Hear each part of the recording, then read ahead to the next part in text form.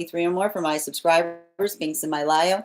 Please keep in mind there are two things I do not read for across these apps. Those are pregnancy and medical. Happy to give insight on anything in private readings, and you can book private readings on my site. We are also doing two giveaways today. Our first reading giveaway is going to be a reading giveaway when we get to 50K likes, so make sure you're tapping that screen. We'll get to 50K in no time. We are already at 4.3K likes. The other giveaway we'll be doing today is when we get the highest gifter between, we will be doing a free reading for the highest gifter between now and the conclusion of the daily collective read. So I wish you a lot of luck if you're participating in that giveaway as well. I'm going to take a moment to read over some of the comments that came through as I was reading. How are you doing today, Bridget? Welcome, PK. Good to see you, Amana. And how are you doing today? Good vibes. Welcome, Per. How are you doing today, King? Welcome, Ella. How are you doing today, Per? And thank you as well, Minnie, for joining us today. If you are on the hold list and would like to be added off the hold list, go ahead and let me know. Just give me the date that you effectively were on the hold list. I'll be happy to add you back. The first person on the list today will also be having an additional card in their reading. Elisa, thank you so much for the follow as well. I keep tapping myself out of the live. I appreciate that. I appreciate the effort, Bridget. And thank you so much for the follow as well. Good vibes. Thank you so much for those gifts. Deeply appreciate it. I keep, and absolutely. Thank you so much. How are you doing today, Ty? May I use my top gift from yesterday? You can absolutely do that, dear. You'll be the first person that we're reading for today. I've got you here. And if anybody else would like to get on the list for today, you will be the second person read for. As I mentioned, friends, we are going to get started on today's daily collective read in the next few minutes. If you would like to get on the list for today, it's a beautiful time to get on the list. You will be the second person read for. 3 cards for a donation of 29 or more. 4 cards for a donation of 23 or more for my subscribers, links in my bio. Please keep in mind there are 2 things I do not read for across these apps, pregnancy and medical. Happy to give insight on anything in private readings, and you can book private readings on my site. I'm going to, again, prior to beginning today's daily collective read, I will also be warming up those intuition muscles with an intuition check. I've got the animal spirit guide cards here. We're going to count back from 10, and when we get to 1, I will reveal the card. 10, 9, 8, 7, 6, 5, 4, 3, 2, 1. We got the seal. Thank you guys for doing that. We'll do that again after the next reading. And if you guys could do me a favor and share this live, I would appreciate it. Make sure anyone who would like to catch this reading live is here to receive it. That said, no better time than the present. Why don't we get started? Helps if I have my microphone, though, if I can find it. Where did it go? All right, we'll find that in just a moment. And just a reminder for anyone who's interested in getting on the list for today, we do here highest priority messages from Spirit, Life Path, Dream Interpretation, Angelic Guidance, Animal Spirit Guide readings, Pet readings, Akashic, and Mind, Body, Spirit. If you have information that you feel is relevant for the purposes of our reading, you can include it in the notes when you send the donation. You can also include it in our subscriber-only disco channel in the appropriate channels. That said, oh, you did it. Oh my God, you got it. Wonderful job, Bridget. Congratulations. I did miss it. Well, absolutely. Thank you for notifying me. That's wonderful. As I mentioned, friends, we are going to get started. So you're already in lockstep today. All right, we are going to get started on today's daily collective read. As I mentioned, if you would like to get on the list, it's a great time to get on the list. You'll be the second person read for. Also, when we get to 50K, I'll be gifting that reading back to the collective. So make sure you're tapping that screen and we'll get to 50K in no time. That said, no better time than the present. Why don't we get started? Welcome, everyone. Happy Wednesday. I'm the Grace Strega, and I'm here to give you your daily collective read for today, Wednesday, December 3rd, 2025. What do we have coming through in the cards for today? Can I please have the first 2 cards in our 5-card spread for today? First 2 cards we are starting our day off with today are the 10 of Wands in its reversal in combination with our 7 of Swords in its reversal. So what are the things that we're effectively seeing right now that are happening in relationality to this energy? I need to stress this. One of the things that we need to potentially work through particularly as we're navigating a Gemini full moon in Sagittarius season, is it can sometimes create those energetic frustration points as it relates to like working through the context of the self. There's a lot of these modalities or experiences, and I like to point out Gemini full moons can either be the amplification of being able to articulate and to effectively see the difference between the past self and the present self effectively. It's working through a lot of that. Now, the hard part about this type of energy that I need to stress is that a Gemini full moon in Sagittarius energy with Saturn coming out of retrograde and Mercury still in the shadow coming out of retrograde as well, it can sometimes create frustration points in relationality to observations of our own progress. There's a lot of that energy that we can sometimes experience in circumstances and situations like this. It does not help that we are still going through a prolonged retrograde season, right? It can create a lot of that energetic stillness point. It can create a lot of those feelings of like stagnancy, like things that feel like nothing is happening and then everything is energetically happening all at once. So if you're feeling like that right now, I don't want you to be in a space of getting overly frustrated. Everybody is experiencing it. The ability to effectively navigate through that, right? Building into proportionality, also finding those abilities to kind of work through. And I need to point this out. Like one of the things that may actually be helping us right now has to do with the fact that we see that in the retrograde cycle right now, Uranus is actually moved back into Taurus. And so that is an observation or the understanding that when everything feels like it's very chaotic, our own ability to effectively set the pace, right? Or to allow for that energetic pacing to occur. A lot of the work that we see that is being navigated right now in this full moon has to do with working through energetic repose and composure.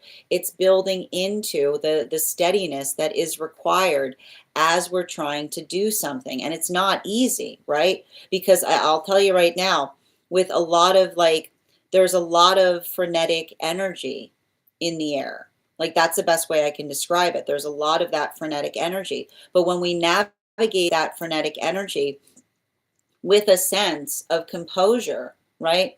It allows us to effectively set the pace by which we're effectively articulating or moving through something. And I'm going to tell you right now, like that ability to do so, right? That adaptability point is what's effectively allowing for a lot of the relationships that are coming together right now. And I keep on getting that one of the things that we're effectively seeing in these experiences has to do, and we're going to talk a little bit first about these moon relationships, and bearing in mind that when we talk about the moon relationships, we're speaking specifically upon the relationships that were coming together between the time of Uranus stationing retrograde up until today. That observation of, I keep on hearing they're healing each other by continuing to reaffirm to one another that everything's okay, right? And this is what I mean. And I need to I like to point this out. Trauma can create an eggshell dance in us. Trauma can create those spaces by which it feels like we can't energetically move fast enough. And so I keep on getting that for a lot of these relationships that are coming together right now, like that steadiness, right? Like they're steadying each other. And that's what's so nice about it. Like the steadying that I see that's happening in these moon relationships is the space by which, and you'll have to remember, and the best way I need to walk you guys through how I'm energetically seeing this. And I keep on, and it's interesting because like I keep on getting the difficulty point with some of these moon relationships is the further away that they get from an unhealthy relationship, the more like the more they're able to effectively see something with clarity. For a lot of those relationships,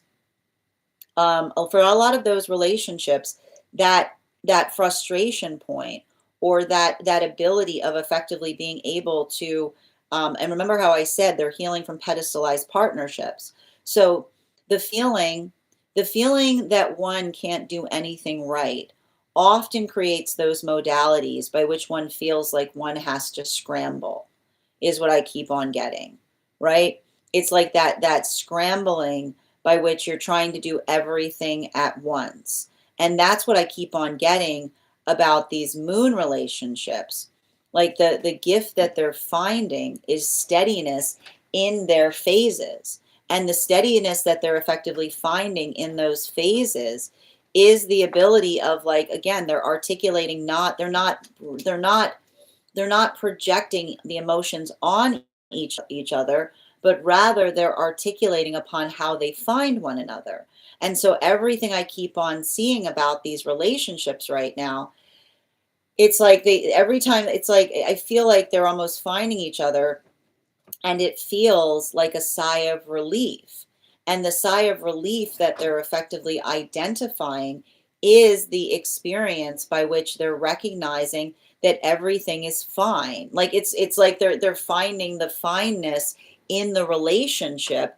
But what's lovely about the fineness in the relationship is and I keep on getting, it's the difference. I keep on getting the difference between somebody who says something is fine, like when it's clearly isn't, right? Versus the fineness of another person being able to effectively articulate upon the energetic mood by which they find themselves in, versus what they're able to effectively discover and experience through counterpart. Now, one of the things that I see that is potentially dense in those relationships right now, drawing the center card, especially with the Six of Cups in its upright, um, a lot of the work that we're potentially seeing that's happening in these experiences has to do with the understanding of what feels energetically sustainable. And that sustainability that we're effectively identifying, I keep on seeing there's that steadiness is, I keep on getting the space by which they articulate upon how they feel rather than projecting those feelings onto one another. I keep on getting that a lot of those relationships are talking to each other, like they're telling each other how much that means to one another. They're articulating upon the fact that they feel like they're becoming each other's safe space.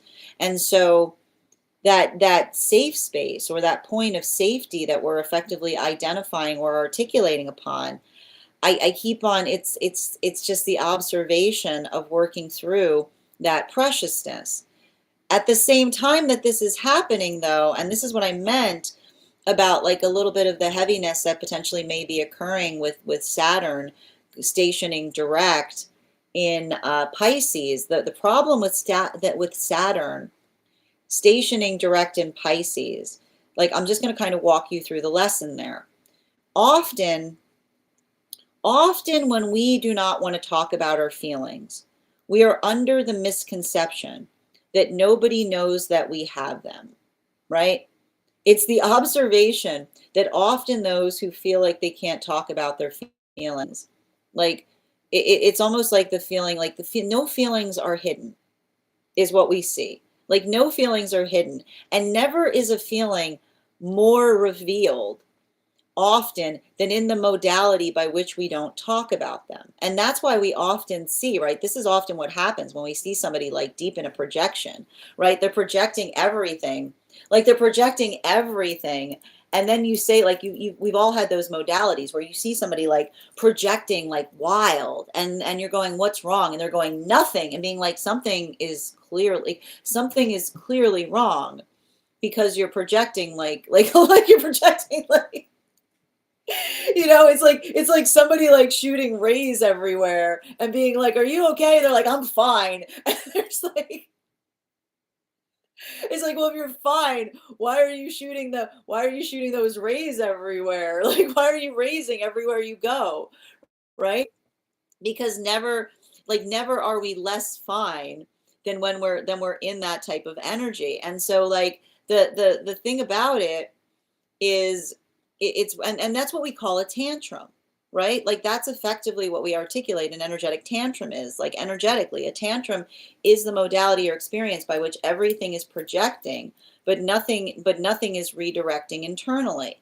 So we see that for a lot of the energy kind of working through that, I keep on getting you know, and this is often why, like when someone's in the space of projecting, they come towards another person and they try to articulate their feelings, be like, I have something to tell you. I have something really important to tell you. And someone's like, what do you have to tell me? And they're like, I have feelings. And it's like, well, yeah. Like, what I mean? Like, it's those moments or those modalities where it's like the admission is not the admission. It's not the admission to the person you're giving them to, it's the admission to the self. And that's often why those experiences, like, and that's why we keep on getting the same message coming through. And this often happens. This is not the first time we've got this message, because this message always comes through whenever Saturn like opens up in Pisces, which is feelings do not heal things. Often feelings make things more complicated. Feelings don't have direction. Feelings got no direction sense, right? And when you unload your feelings on another person without a sense of direction, you haven't given them a gift, you've given them a burden, right? Because well, you're divesting. That's not sharing your feelings with someone. That's divesting yourself of them, right? You're like, boom, you take care of them. I don't want anything to do with these things. I don't have any room for them. Can you handle these feelings for me? So those abilities or that understanding, like that modality by which we recognize and identify what that work takes. I keep on seeing the hard part with some of these new relationships that are coming together is not the fact that they're not coming together in a healthy way, but at the same time that they're trying to come together in this way, somebody is in the mood to effectively divest their emotions onto them, right? And I keep on hearing the key, like the space by which another person articulates the divesting of emotions does not energetically repair things. The divesting emotions never fix things. Emotions that have direction, right? The ability of saying, I feel this way, and this is the direction I would like to go with those emotions. The feelings with the feelings with the emotion with the directions steers the direction of the relationship.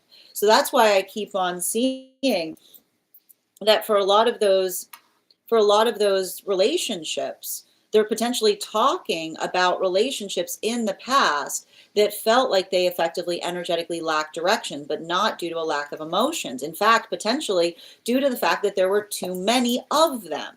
Because when we have a lot of emotions, but we haven't done the work to fix the self, our emotions don't move us in the directions that we aspire to go, but rather they feel like they energetically pin us in place, or they create those feelings of energetic stagnation or frustration. Moving on to these temperance relationships, and again, for our purposes, these are the relationships that are coming together between the time of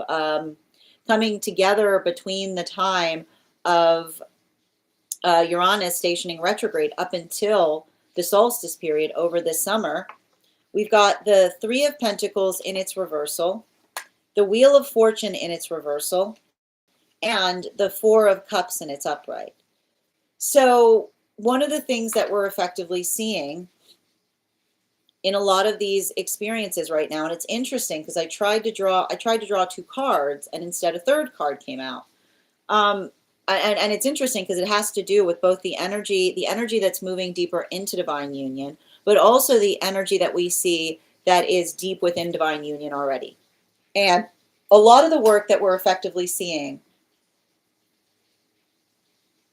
in those modalities or in those experiences, I keep on getting the temperance relationships right now are like, it feels, how do I describe this?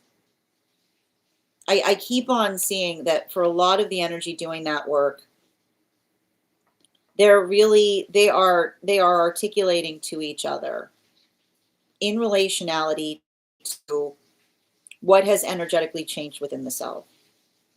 And I keep on getting that for a lot of those, like a lot of those relationships, and I need to point this out too, like the conversation that I see that they're having is absolutely beautiful because, and often I like to point this out, they're recognizing the beauty of Gemini full moon energy, which is understanding that healing is closing the distance. Healing is closing the distance. And why is effectively healing closing the distance? Because energetically closing the distance often has to do with those modalities by which we catch ourselves, like in bad modalities of thoughts, in foul moods, right? In those experiences by which we start to like trip out on ourselves, right? And we all have those experiences, you know? None of us are free from experiences that often feel like those modalities by which we get really frustrated, or we feel a lot of that frustration. But the ability to effectively calibrate, like the calibration point is articulation on how well we've healed. So often, like I keep on getting, like, and here's the thing about it, there's sometimes this demarcation point of feeling like when one arrives to the understanding of the self, that you'll just be your best self. Like you'll be a whole different person. You won't be.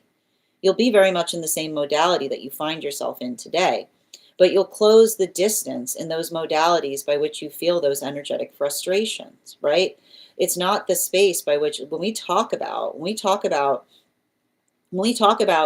like the difference between non like disassociating versus non-attachment. That's what we mean, right? And this is how you talk about, like there's often that conversation in terms of saying how do you feel your feelings without being caught up within them. It's allowing the space of understanding the emotions that feel like they make sense, the emotions that feel like they move us in the direction of something that we aspire to go towards, versus the emotions that sometimes feel like they steer us off course or they move us off our own trajectory. And we've all had those moments, right? You've noticed those experiences. You've noticed those experiences wherein you'll be perfectly fine. And then one thing, we've all know those experiences. You have those moments, every perfectly fine day, and then something goes awry. And your determination point and letting that be a minute or a week or a century is often the articulation point in terms of how we effectively like navigate in terms of our own intentionality. And it's not easy, right? And I keep on seeing that for a lot of the energy kind of working through those experiences, this is the gift that they're articulating to one another. And this is why it's so important that we learn not to harbor in relationship.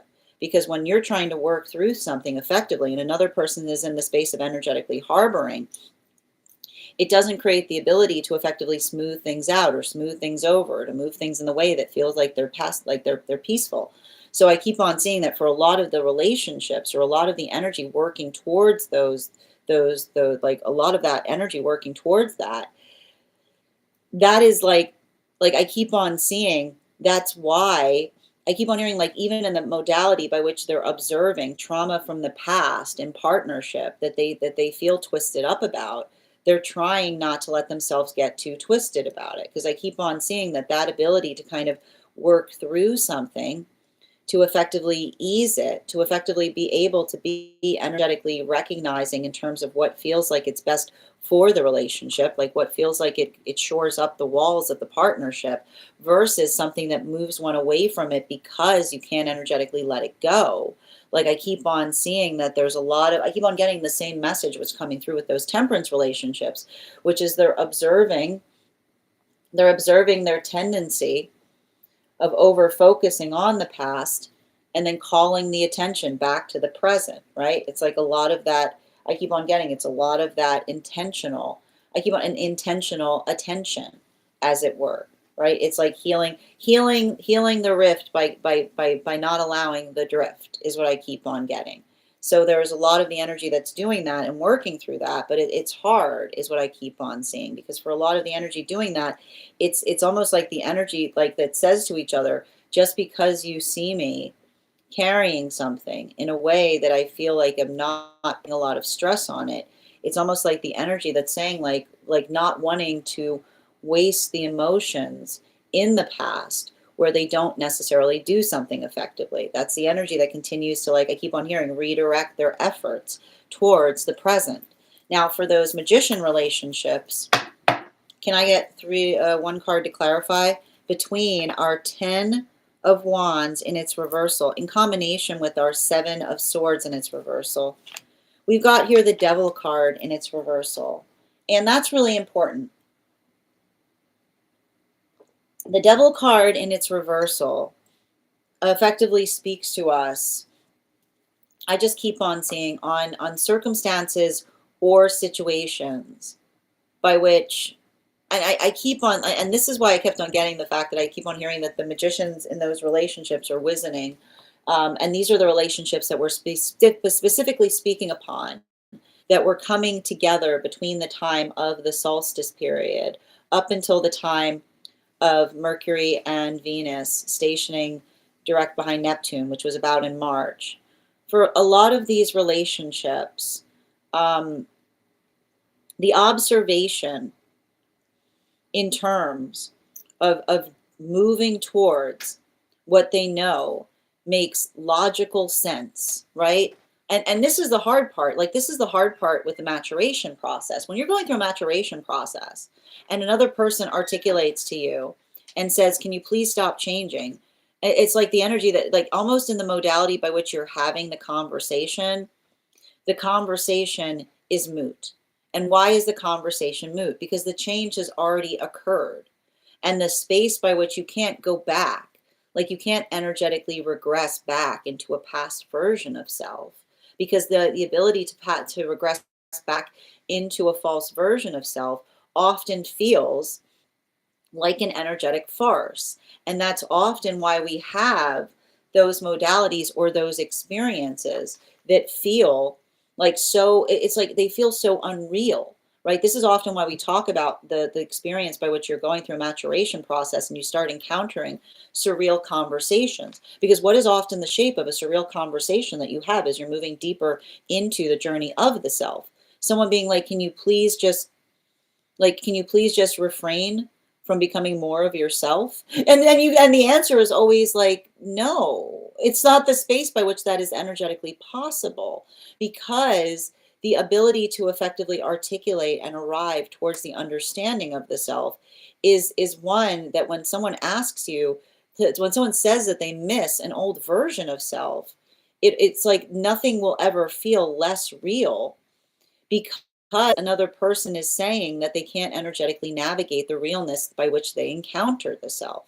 And so that's why I keep on seeing that for a lot of the energy, if they're in a modality, I told you these magician relationships have been in partnership before, but never centered like this one. And so they're potentially recognizing situations and circumstances that feel like they're energetically bordering on absurdity. But the bordering on absurdity is often a sign that one is moving towards the direction of one's own energetic intention. Because if you haven't seen it before, if you haven't seen it before, you know it's not a cycle. Is what I keep on hearing. If you haven't seen it before, you know it's not a cycle, which is why we often articulate that surrealness is something that you'll frequently experience as you're navigating that growth of the self or the growth of relationship, right? You can't be willing to grow unless you're ready to navigate the weird, because if you want to step out of a cycle, I guarantee the first thing you're going to feel is weird. It's going to feel weird. Continuing to get, and yeah, this is what we can expect, because Uranus is back in Taurus. Clarification between our seven of Swords and its reversal in combination with our 6 of Cups and its upright. Come on, okay, 2 cards. Oh, all the extra card, everything's so extra today. Oh, it's not, yeah. All right, we've got King of Cups in its upright with a 7 of Cups in its upright. So let's, that's a lot of cup. I like it. Wow. We got a lot. Make sure that you take a look at today's spread over on the stack when I post it. We got a lot of, we got a lot, there's like a river going through, there's a river going through the center of the spread right now. And what we're effectively seeing, and I need to point this out, these are those moon relationships that are happening here. Like these coming back into the coming back into the moon relationships. I keep on hearing the ability to navigate the emotions is what I keep on getting. But I keep on hearing and it's not even the space. I keep on hearing the thing about it for a lot of these relationships, it's not the fact that they're lacking feeling, but it's the feelings that make sense. Like they're having conversations with one another about the intensity of their emotions, but they're not allowing, I keep wondering, they're not overwhelmed by them, right? Like there's something important to be articulating in relationality to like overwhelm. And when we're navigating through overwhelm, it's the modality by which we effectively just kind of like we're able to kind of like observe or recognize or see an emotion and articulate upon it. And I keep on getting that for some of these relationships, the hurdle or the difficulty that they were effectively having are those modalities or experiences where another person potentially tried to accuse them of not having emotions simply because they weren't carrying them in the same way that they themselves did. And I keep on hearing, the ability to project an emotion is not evidence that one has one. It's often the evidence that one doesn't know how to energetically carry the emotion correctly. Because when we honor our emotions, right, honoring emotions means that how we carry things. That's what the word originally means. The honor of something is the ability to carry something in a way that one is energetically respective of it. So articulating upon our emotions is not honoring our emotions by telling everybody how we feel every single minute. We do the work to refine the emotions. And when we refine our emotions, we then honor them when we energetically carry them. And so I keep on seeing that sublimity is what's building upon a lot of these moon relationships right now, because it's the energy that almost says to them, like they feel the ability to come towards each other in any emotionality, right? And they don't say to each other, like they say, like, what do you energetically need, right? It's the observation of being able to effectively navigate one's own flow that allows things to move more smoothly. So there's a lot of that energy that we're potentially seeing there, but it's like I keep on getting, I want to describe it best right now and they're I keep on hearing they're healing. I keep on hearing the difference between effluviance and overflow is the ability to effectively kind of move through things versus the feeling that and I keep on hearing the feeling of someone not being able to energetically take it anymore. And I keep on seeing that for some of the energy kind of working through those modalities, I keep on hearing you can't build a relationship with in situations where it's either there's nothing or there's everything, right? It's like because it creates that anxiety being what do we have today? Is it going to be is it going to be nothing or is it going to be everything? We look and I keep on hearing it's not the fact that this energy doesn't go through their phases, but they're very conscientious in being able to attenuate to what those phases are, and they tell each other so. Continuing to get clarification between our 6 of Cups in its upright in combination with the 7. There's a lot of 3 energy in this spread today, even though there aren't 3s out. So there's something to pay attention to there. Clarification between the 3 of Pentacles in its reversal with the 4 of Cups in its upright and the Wheel of Fortune, and in combination here with the 4 of Cups, with the 7 of Cups and the King of Cups. Can I get one card to clarify? We've got the 5 of Wands in its reversal. So the 5 of Wands in its reversal, and we're moving back towards those temperance relationships.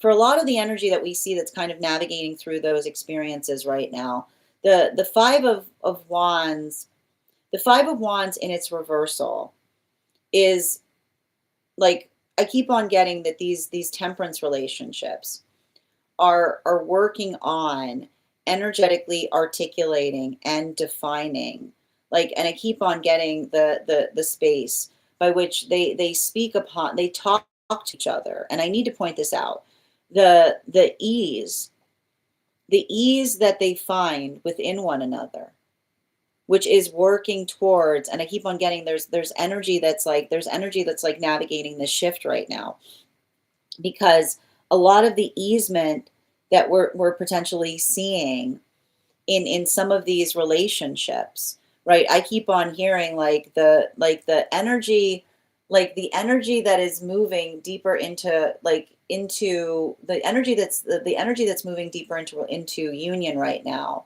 is seeing how easy it can energetically be. And I keep on getting, like, when you see how easy it can energetically be, like it's like the energy that just like it's working through those fluid relationships. But I keep on getting the fluidness of the relationship is articulated with the fact that it's not the fact that the relationship doesn't have problems or hurdles, but that they effectively articulate and define, like, working towards that easement, right? Like they're seeing how easy it can be, and even in that easement point, it feels like an energetic celebration. And for the temperance relationships, the funny thing is, I keep on telling you that I keep on seeing a situation where they're regaling each other of how past energy, like how the past sense of self would have navigated something. But even in the space, I keep on getting, even in the space by which they're articulating to each other how a past version of self would have navigated something, they're telling each other, like they're articulating upon the fact that they're finding peace through one another. But do you see how they're not being each other's peace? They're making each other's peace. They're making peace for each other. They're making peace for each other. They're working towards that energetic easement point. They're identifying and recognizing how that easement occurs, and everything about that piece that they're effectively working or amplifying or articulating to one another. They're almost saying to each other, and I keep on getting, this is the caveat on this, is the fact that when we change in relationship in ways that we don't desire to. This is why it's so important that we don't just build relationships on the care that we feel towards one another, but more the direction that we aspire to go into. Because when we are building towards manifestation goals, right? When we're identifying the manifestation goal and another person moves towards a manifestation, this is why one of the most dangerous things you can ever hear in relationship is when someone says, "I'll do anything for you." Because healthy relationship, you never have to, right? It doesn't require you to abandon your own manifestation goals. It doesn't require you to be in the space by which you have to effectively work upon or navigate or identify what that is. So there's something important about the ability to effectively articulate and amplify and work towards those goals. And I keep on seeing, even in the modality by which they're identifying that, they're changing for one another, but they're changing in the best way possible. It feels, I keep on hearing, like they're identifying the changes in the self and they're proud of themselves. Like they're not looking to each other and saying, look what you've become, like, look what's become of me. They're saying it they're saying it with a point of pride, right? It's like, it's creating that space by which they're feeling that amplification of energetics, like stability. Continuing to get clarification between, and it's interesting because I have to draw another card here, because when I drew that trifecta here, I had to draw another card because the cards are all connected. So clarification between the Five of Wands in combination with the Seven of Pentacles, the Four of Cups in its upright, and the Wheel of Fortune in its reversal. Can I get one card to clarify? Clarification coming through right now with our Two of Wands in its reversal. So let's talk a little bit about this Two of Wands in its reversal, because the Two of Wands in its reversal here, and I keep on getting this with like this is coming through for the energy of the magician relationships. So these magician relationships, I keep on getting that these magician relationships that are working through, that are like deep within divine union, I keep on getting, they're working through the modality of others' frustration. I keep on getting the fact that they're working through those experiences by which they're able to identify and recognize what feels um, what feels productive, and everything I keep on seeing. And this is what I meant about those relationships potentially like having surreal conversations right now, because it's potentially the observation. I was bringing this up before, and this has been happening for quite some time, working into the experience of navigating. I keep on hearing like navigating another's projection is what I keep on seeing, right? I keep on getting that for a lot of the energy, like working deep within that space, it's like it's working through, like it's the energy that's like working through another's hard feelings. But I keep on seeing that like there's, and again, as soon as I started to read for it, like my throat chakra started closing up. But that's what I mean about it. It's like it's the inability. They're talking to each other. They're talking through one another upon the conversations that they wish that they could have with another. But it's a continuation of understanding that volatility that we articulated upon, those big emotions, as it were, like those modalities or those experiences by which we feel a lot, and even in the space by which we feel a lot, but then we're like kind of working upon trying to articulate and state something.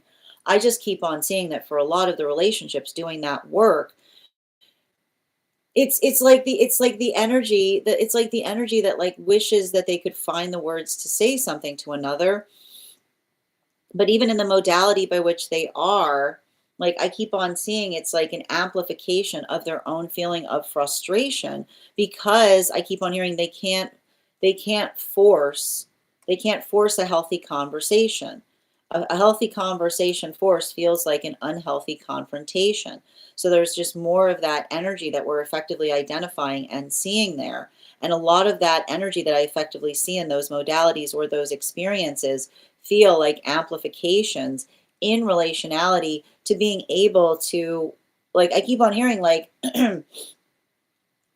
it's like the energy that wishes that they could talk to another person about that. But the catharsis point that we're seeing in those relationships is the fact that and you see what I mean, it's the fact that like the energy is reaffirming to one another the fact that they feel that way, right? Like it's almost, it's talking about those limitations, it's talking about those hurdles. Now continuing to get clarification between our devil card in its reversal, the Six of Cups in its reversal, the King of Cups in its upright, I mean the Seven of Cups in its upright, the King of Cups in its upright, and the Five of clarification between, one card to clarify here. We've got the Empress card. So this feels very, I want to stress this. This feels very energetically positive and supportive in the space of these moon relationships that we see that are coming together. Because for a lot, I feel like what we're effectively identifying right now is the culmination of a lot of these moon relationships. And the thing about the culmination of a lot of these moon relationships right now is, I kept on seeing the observation in being able to calibrate for one another's phases. And for why do we effectively see that? Because it's the observation. We can't necessarily articulate or define how we energetically feel. Each day, I keep wondering, each day brings with it its new possibilities in relationality to how we're experiencing it. But the beauty, I keep on hearing, like the beauty of the energy effectively knowing themselves, right? The observation and recognition towards their own journey of healing is such that they're able to identify and articulate upon their own energetic facets, right? Like that's the beauty. Like that's the beauty of those relationships. They talk towards their energetic facets. They're able to articulate upon them instead of, and when we're able to see it, this is why we talk about like these are the know thyself relationships. They're a combination right now. They're a combination between they're a combination between they're a combination between what we effectively identify the last two relationship cycles. And what did we see in the last two relationship cycles? We saw the magician relationships that were effectively identifying and articulating upon the authenticity of the self that acts as a beacon to be able to find counterpart energy, right? Working through the understanding of being the fullest version of self that attracts that is in its authenticity towards you.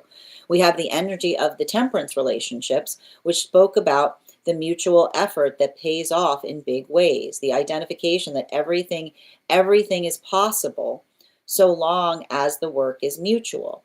And then we have the rival point of the moon relationships, which is a combination of the two different forces of the relationship cycles that we just went through, which is you put them together, and what do you have? When you have the ability of understanding that everything can get done so long as there's mutual effort, right? Investiture in the mutual manifestation goal, while also simultaneously working on the authenticity of the self, right? The mutuality of understanding what is our responsibility to heal versus what is incapable or outside. Well, not that it's incapable, but is beyond our own energetic limited standards to be able to heal in another. Then you're able to build into the moon relationship, which is effectively the identification point and being able to see the self with clarity, right? And working towards someone who simultaneously also sees themselves in the same way, that allows the context of being able to move through things effectively. And that doesn't mean,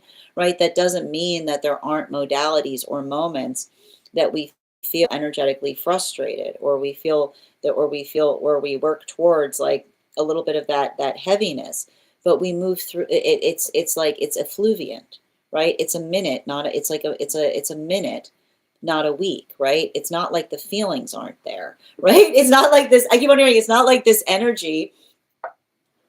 It's not like this energy does not still move into modalities by which they feel some kind of energetic foulness point. But honestly, you have to understand this. Like there's nothing wrong with being in a healthy space, but also being in a foul mood. Foul moods don't go away when you're healthy. But then it's like but the ability to move through them, right? The ability to move through them, like it's like it doesn't require, like it doesn't become everything. It's just and that's the thing about it. Like it's just something that like it creates, like it just flows through. Now what's happening with problem is trauma environments, when you have a foul mood, it cascades, right? Because that's unhealthy mirror energy. And this is why it's important that we never match energy, because when you match energy, what happens if you match energy and somebody's in a foul mood? Guess what? Now everybody's in a foul mood, right? It's like it's a domino effect. It's like you're passing on the foul mood to everybody you know. But when you just effectively let it flow, right? When you have those modalities or those experiences by which you allow something to be a moment, and then you go on, move on beyond it, right? Then things kind of move back into the space by which everything effectively moves effectively. And I keep on seeing that is the calibration point that is being identified and articulated in a lot of these relationships. The observation of, and I keep on hearing, like once you feel, like once you see how simple that can be, it's like, why would you ever want anything differently, is what I keep on and continuing to get clarification. And I just got these two cards here, continuing to get clarification between our Seven of Cups in combination with the five of Wands, and it's upright. And we've got here the Ace of Swords. And so the thing we keep on identifying right now with the Ace of Swords, and we're going to kind of talk about this, I feel like there's something really important that's happening right now. That's happening right now and it's interesting too, because there's energy that's shifting. And there's something really important that's happening right now for temperance relationships and magician relationships. And it's interesting too, because it feels like it's reverberating through both of those frequencies, which is others' opinions of us, unless they are true, are not our energetic responsibility, is what I keep on hearing. Others' opinions of us, unless unless they are true, are not our energetic responsibility, right? The observation and the calibration of understanding that and this is often what we talk about the force of others' projections.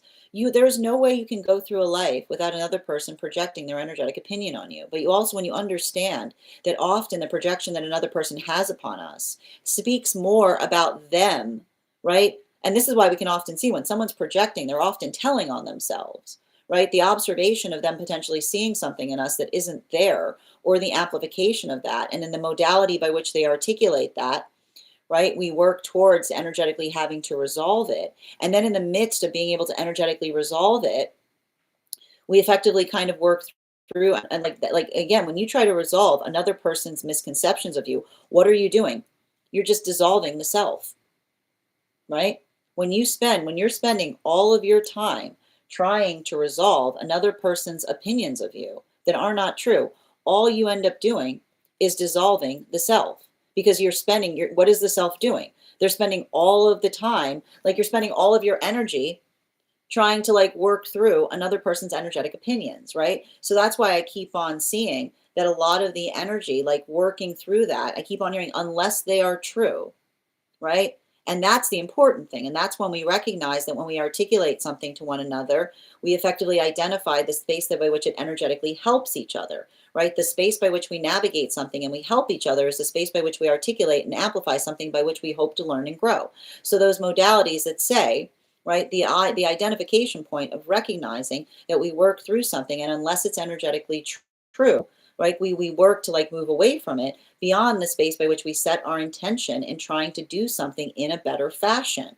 And so that's why I keep on getting, remember when I talked about that energetic elevation point that we see that's happening right now in those temperance relationships?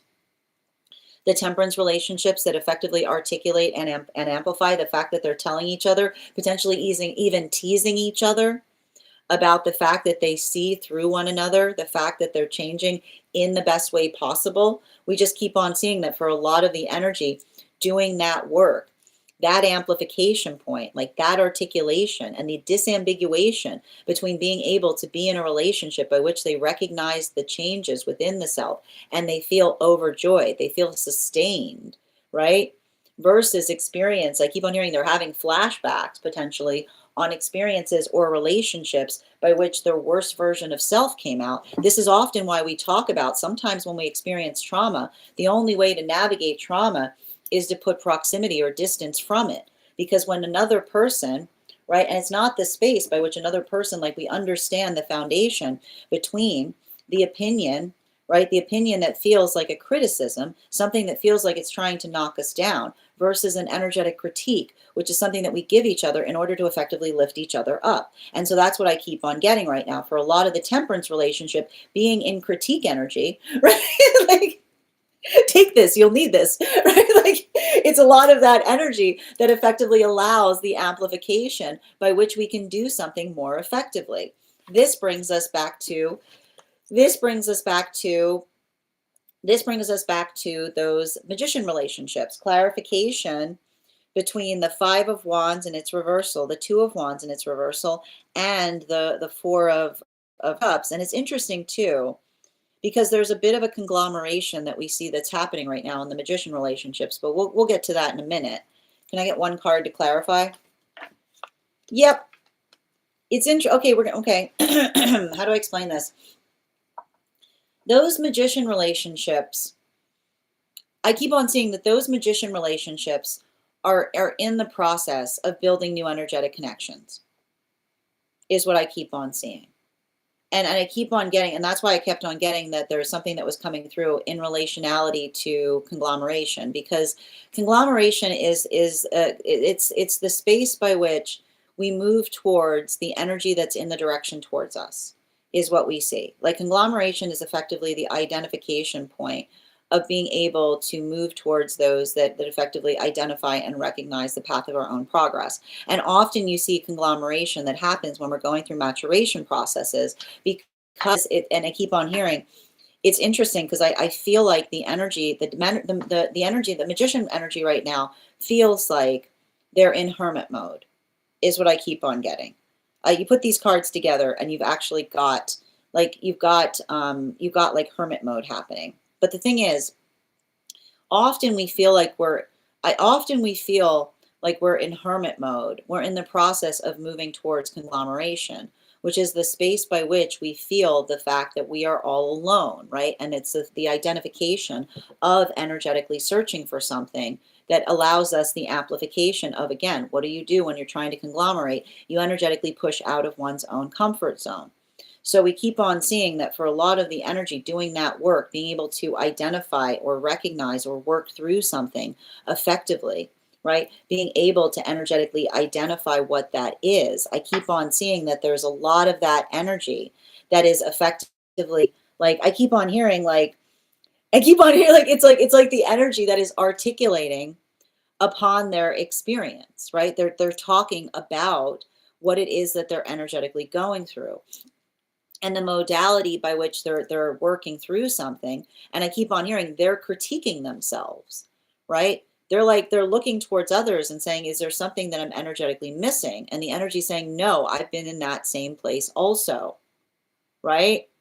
Like that's the energy. That's the energy that goes, like, the only thing you're missing is the fact that you're in the, like, you're in the wrong place, is what I keep on saying. It's like the space by which another person says no, it's like it's like the missing that finds the energetic direction, right? It's the energy that tells you where to energetically go. But like and so I feel like I feel like there's something important about that, because I just keep on hearing that for a lot of that energy, how do I describe this best? It's feeling the energetic relief of someone that says, I know that feeling intensely, is what I keep on hearing. Now, continuing to get clarification, the Empress card with the Ace of Swords. Can I get one card to clarify, please? We've got the Three of the Three of Wands in its upright, and the Three of Wands in its upright. The Three of Wands in its upright speaks to us. And I told you, I know you guys have been asking me like when this retrograde season was going to kind of reach that culmination point. We're effectively getting there. Like we're seeing that right now. There's a lot of experience. There's a lot of work that we're identifying and recognizing in relationality to feeling, I keep on hearing like the productivity point, right? And the thing about it, and I keep on describing this right now, is a lot of this energy that we're effectively working through, everything we keep on seeing in relationality to it, it builds upon or is based upon productive communication, or effectively, and I keep on pointing this out, and we have to talk about this a little bit, because Uranus has moved back into Taurus. And whenever we have like, I got to describe, Uranus in Taurus is incredibly chaotic. It's incredibly chaotic because Taurus does not navigate change well. Okay? Like, and Uranus is all about change. Okay? Uranus is an energy that's all about change, and it's sitting in the in the house that does not want to change anything, right? And so often those experiences, and I keep on getting, like, the one thing we talk about with that is that change is not a manifestation goal, right? Sometimes and this is why we have to be conscientious about that, because sometimes our trauma likes to masquerade as standards, okay? This has been coming through a lot. Our trauma likes to put on the mask of being a standard. And the way you can usually tell the difference between a trauma and a standard is the ability to explain why you're holding it, right? If something's important to you, you have to be able to articulate and define why it is, because the ability to identify why a standard is how we identify the difference between an actual standard versus a trauma masquerading as a standard, right? An unhealed wound that we've decorated as a standard. And then we say, I made it a standard because ow. What? Why did you make it a standard? Ow. What? You have a standard? Ow. Yeah, it's a standard because ow, whenever I think about it, it hurts to think about. So now it's a standard. That's not a standard. That's a wound in disguise. And our ability to effectively, this is why we talk about the importance of doing your shadow work effectively, because the ability to look at a standard and be like, this is why, no, this is a standard. Let me tell you a story about why it's a standard. Let me tell you a little bit. I'll go on in detail as to why this needs to be a standard. There's usually a lecture attached to a standard. But when you got a standard and someone says, why do you have that standard? And you go, ow. If you start howling, if you start yelling, instead of the space of explaining why you have the standard, I guess we figured out where the hidden wound is. So continuing to get clarification between our Ace of Swords in combination with the Four of Pentacles in its reversal. We've got here, right?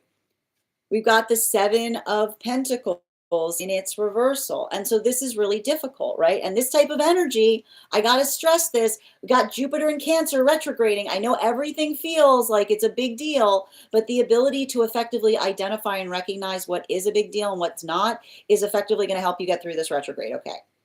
And like this season. And the thing about it, please, please, please, please, please, do not be going through this retrograde season assuming things and taking assumptions personally, because there's a lot going on behind things. You don't know the full length of what everybody's going through something, right? And that ability to effectively energetically observe that, to recognize that if you're feeling like that, another person's feeling like that, allows the ability of effectively being able to do something effectively. And even I keep on hearing like the modality by which we navigate circumstances and we're able to be energetically productive, right?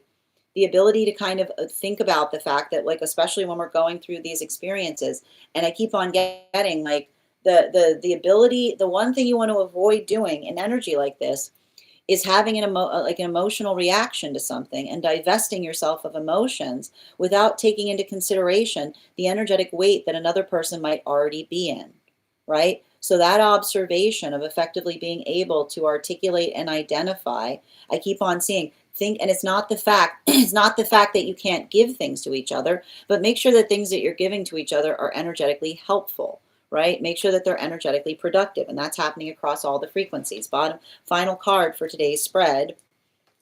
We've got here the Eight of Cups in its upright. Now the Eight of Cups in its upright, how do I describe this best? The Eight of Cups in its upright speaks to us. It speaks to us specifically in relationality to, it speaks to us specifically in relationality to our own ability to articulate and amplify upon how, like, what it is that we're trying to do in the most effective way possible. And the one thing I want to articulate, particularly in relationality to the energy that we're currently experiencing, is the way I can best describe this is working through energetic frustration. Frustration can be fortifying. Frustration can allow the space by which things can become possible, but not if we allow the frustration to get the better of us, right? Because when we are feeling energetically frustrated, if behind every frustration, we articulate a new energetic, like we articulate a new standard. If behind every frustration, we effectively identify and recognize like the way that we're effectively trying to do things in such a way that allows the ability of being able to move through something effectively. I keep on seeing that for a lot of the energy doing that work, the amplification of being able to not get overly frustrated at the self. I feel like it's a conversation and clarification on what it means to build into, I keep on seeing not just a sense of purpose, but also a sense of presence. And what do I mean by presence? Presence is the ability to understand and to find energetic stabilization, even within one's own feeling of frustration. So it's the identification point or the modality by which we can effectively articulate upon what it is that we energetically need. And that ability of doing so, right? And the ability of not, the more that we're able to navigate our frustrations is the ability of allowing the frustration to help us have our needs met. So working through those modalities of patience, and it keeps on saying it's not, and here's the thing about it, it's not the fact that you should be mad at yourself for being frustrated.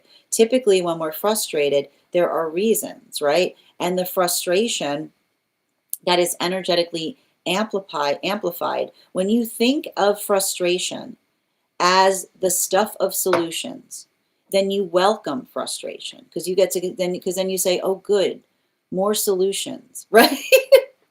So let yourself be in the modality by which you're experiencing frustration with a sense of resolution, and you're articulating to yourself and saying, wonderful, I can use this frustration to find better solutions. Bottom of the deck, the Sun card. And a lot of the energy that we see, like the thing I keep on seeing, particularly and especially with the Sun card, is working through the difference between something that is good versus an indulgence. Now, what is an indulgence? An energetic indulgence is something that feels good to hold that isn't necessarily good for us, right? And this is often really difficult because especially as it relates, and this is often what happens when we're navigating Uranus in Taurus, because Uranus in Taurus is often the conversation of the fact that, unfortunately, I hate to be the bearer of bad news, but the only way to increase your comfort zone is directly proportional to how uncomfortable you're willing to get to be able to discover a new one, right? Like that is the shape of our own sense of growing.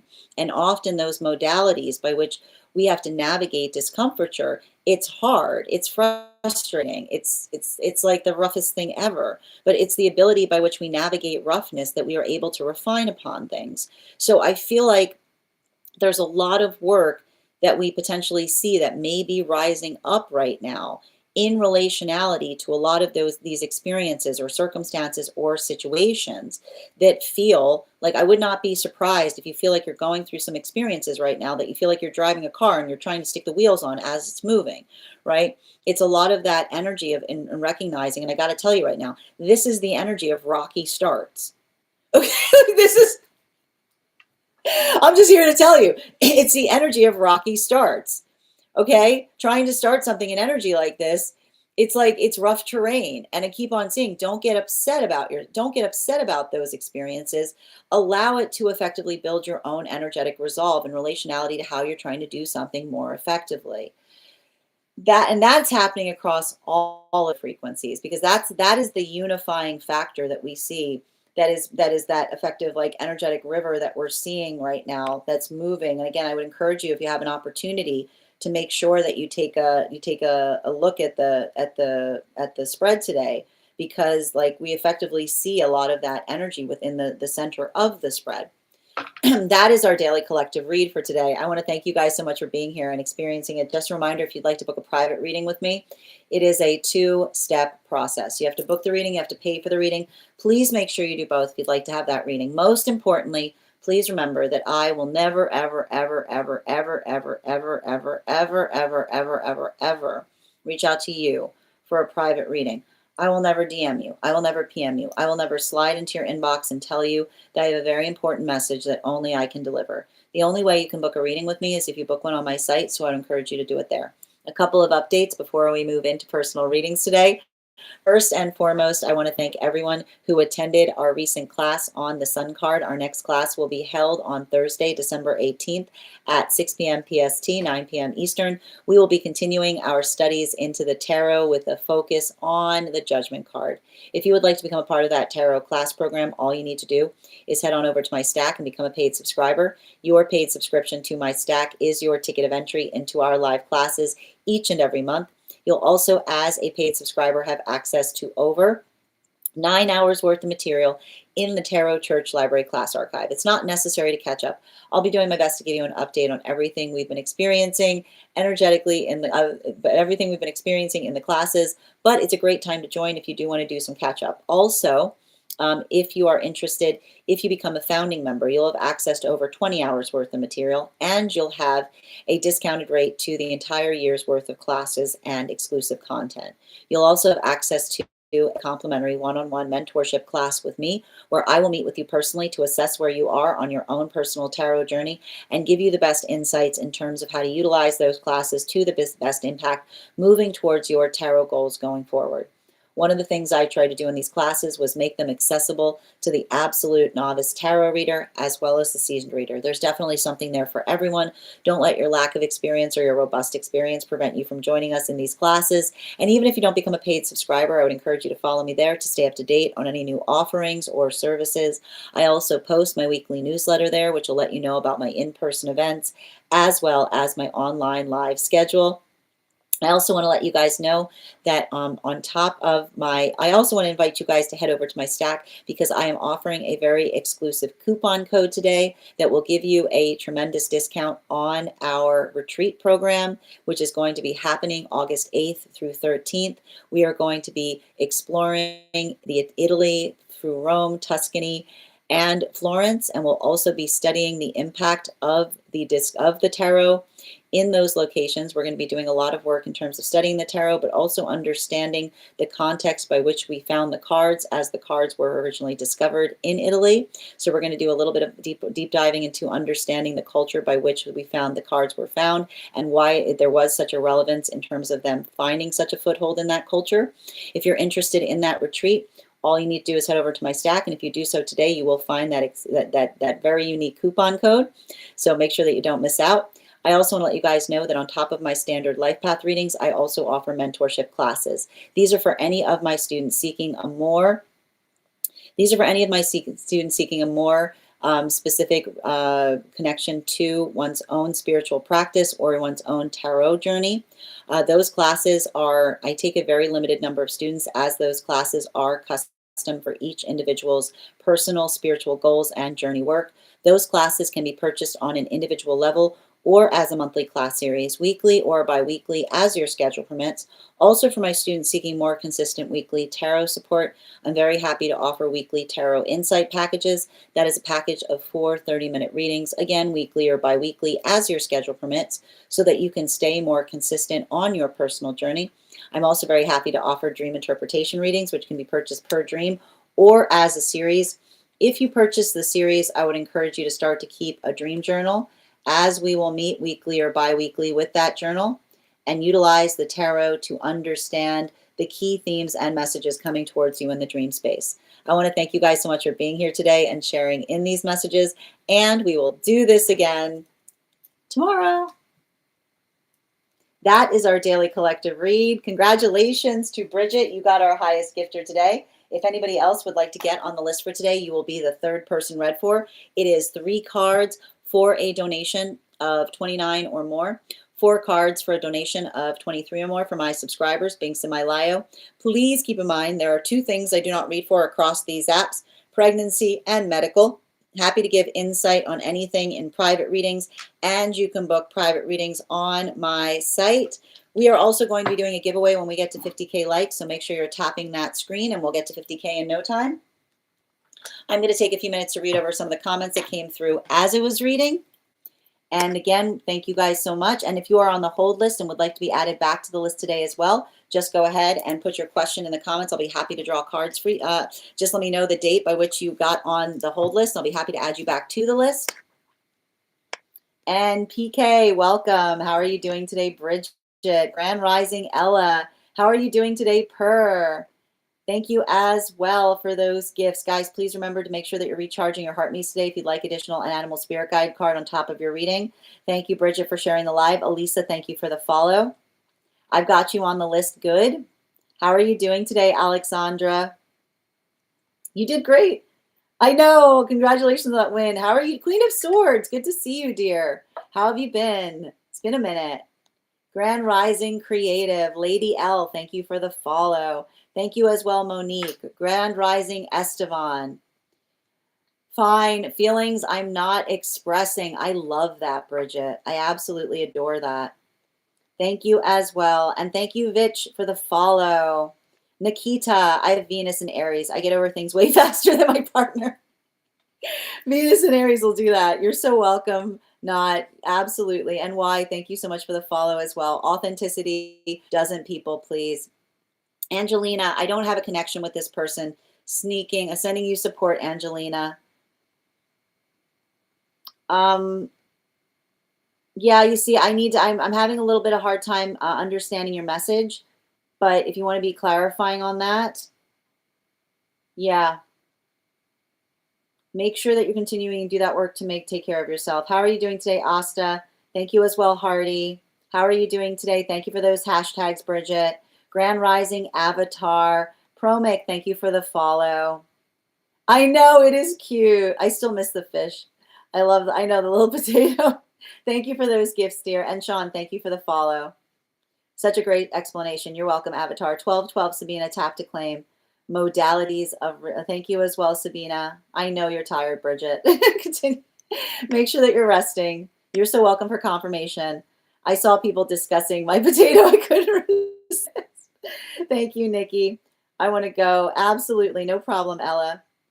Yes. Thank you as well, IX, for the follow. Someone get on the list. Hold on a moment. Excellent. And thank you as well. I want to try to sleep more. My holiday tater. I love it. How are you doing today, Ms. Millie? And am I going to be on tomorrow? Yes, I should be on tomorrow, Alexandra. Excellent. All right, we're going to continue right now. We're going to get started on personal readings. First person that we're reading for today is Good. Good, if you're here, can you let me know in all, just let me know in all caps and let me know if you'd like a general reading or if you have a specific question you'd like me to answer. And if anybody else wants to get on the list right now, you will be the third person read for. 3 cards for a donation of $29 or more. 4 cards for a donation of $23 or more for my subscribers. Binks in Malayo. Please keep in mind there are 2 things I do not read for across these apps: pregnancy and medical. Happy to give insight on anything in private readings, and you can book private readings on my site. We're also doing a giveaway when we get to 50K likes. So make sure you're tapping that screen. We'll get to 50K in no time. And if you want to get on the list today, it's a great time to get on the list. You will be the third person read for. Also, just a reminder, if you are interested in having that discount code sent to you for the trip, just go ahead and message me the word trip by hitting the button at the bottom of the screen. If you are interested in getting a discount code on the class, message me the word class. And if you are interested in having access to our subscriber only disco channel, just send me a disco gift. I'll be happy to add you to the list. I'll be happy to add you to the disco list. All right. Oh, excellent. No problem, Alexandra. All right. And we've got the first person we're reading for today is Good. Before we continue right now, just bear with me so I can pull it up. Is this inside T or outside T? Good. And before we begin, we are going to warm up those intuition muscles with an intuition check. Just bear with me a moment. Perfect. All right. Where are we? There we go.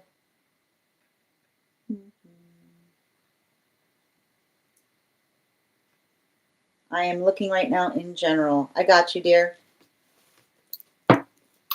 Excellent. And Alexandra, thank you for getting on the list right now. You'll be the third person read for. If anybody else wants to get on the list right now, it's a lovely time to get on the list. You'll be the 4th person read for. Before we begin, Let's warm up those intuition muscles with an intuition check. I've got the animal spirit guide cards here. Whoa, we're not using that one. All right, I've got the animal spirit guide cards here. We're going to count back from 10. And when we get to 1, I will reveal the card. 10, 9, 8, 7, 6, 5, 4, 3, 2, 1. We got the adder. We'll do that again after the next reading. All right, I'm going to pin up Good here. Guys, make sure to give Good some love.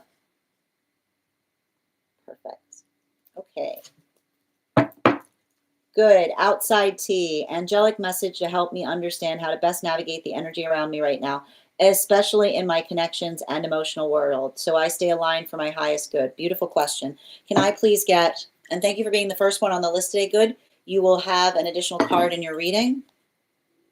Can I get 5 cards, please? 5 cards for Good. Highest priority messages, please. And one more.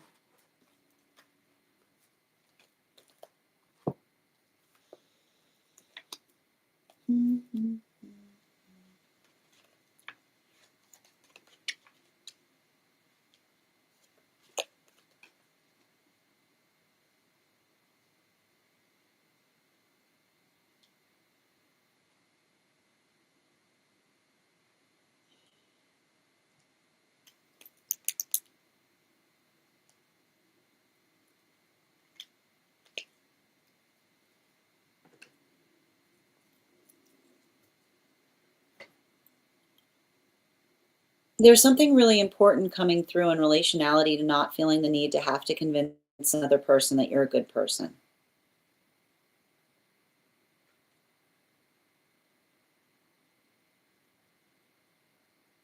I feel like I see something here.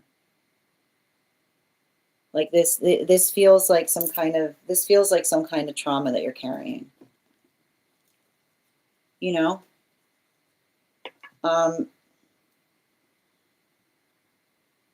In healthy relationship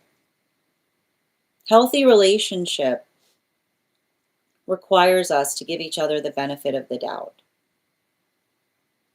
is what I keep on seeing.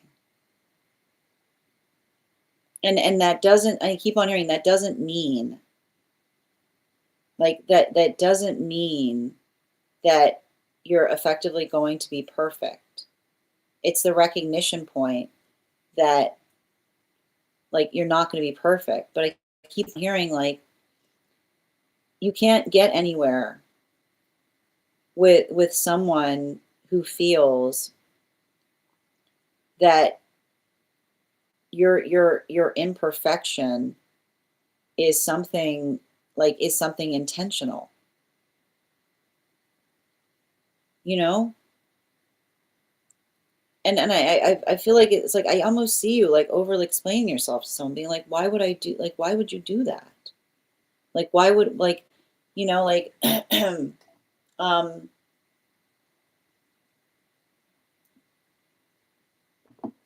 you know, I keep on, I feel like I keep on hearing somebody really hurt you with their on purpose. You know? Like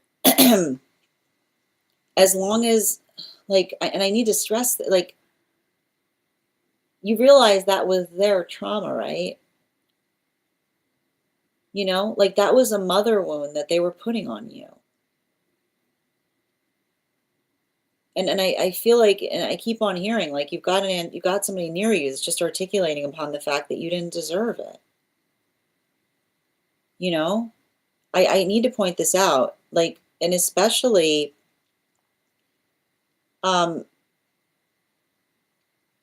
there's something really not well with someone that looks towards, like, young energy and sees malicious intent, is what I keep on getting.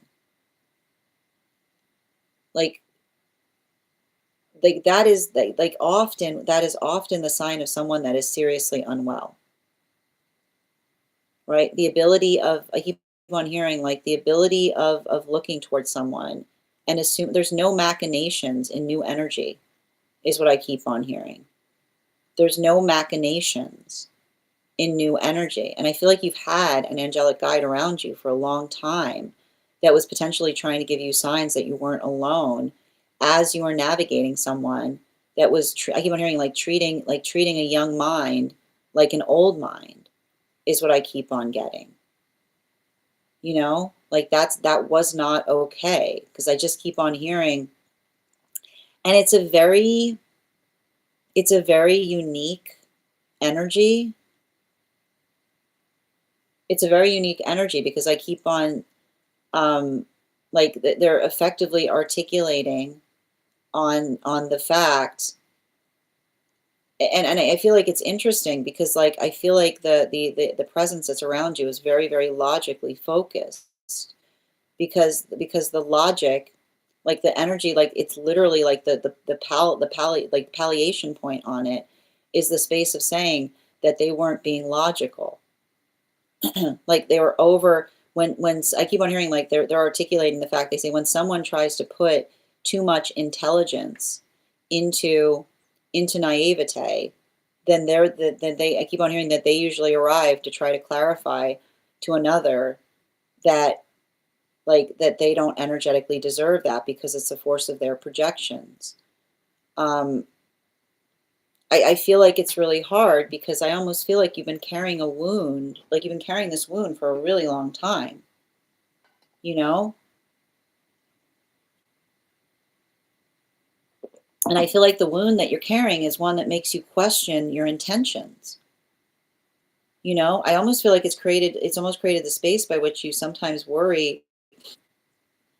Like I feel like I see you kind of constantly worrying about like they're like you doing something unconsciously is what I keep on getting. And I just keep on getting the same message. Like your unconscious like is your friend. But like I keep on hearing, so long as you're aware of it is what I keep on seeing. And I keep on seeing you're very aware of it. Um, but I think I think it's really I feel like there's something about that um and it's interesting because I just keep on hearing the same conversation of someone that's trying to articulate that um you know we we don't do unconscious things on purpose is what I keep on hearing. And the space by which like I keep on getting too like I don't know why I feel like I feel like I see you um like continuing to work through those experiences. But I keep on getting um I want you to remember that because I don't know why I keep on getting that. Like I've got a little bit of this energy here. Like there's like I keep on seeing like there's some kind of tendency of wanting to do things because they make you feel safe. Or being like I keep on getting too almost like the fear of the unconscious that sometimes creates a rigidity in our routine because we're afraid we're afraid of letting our mind wander.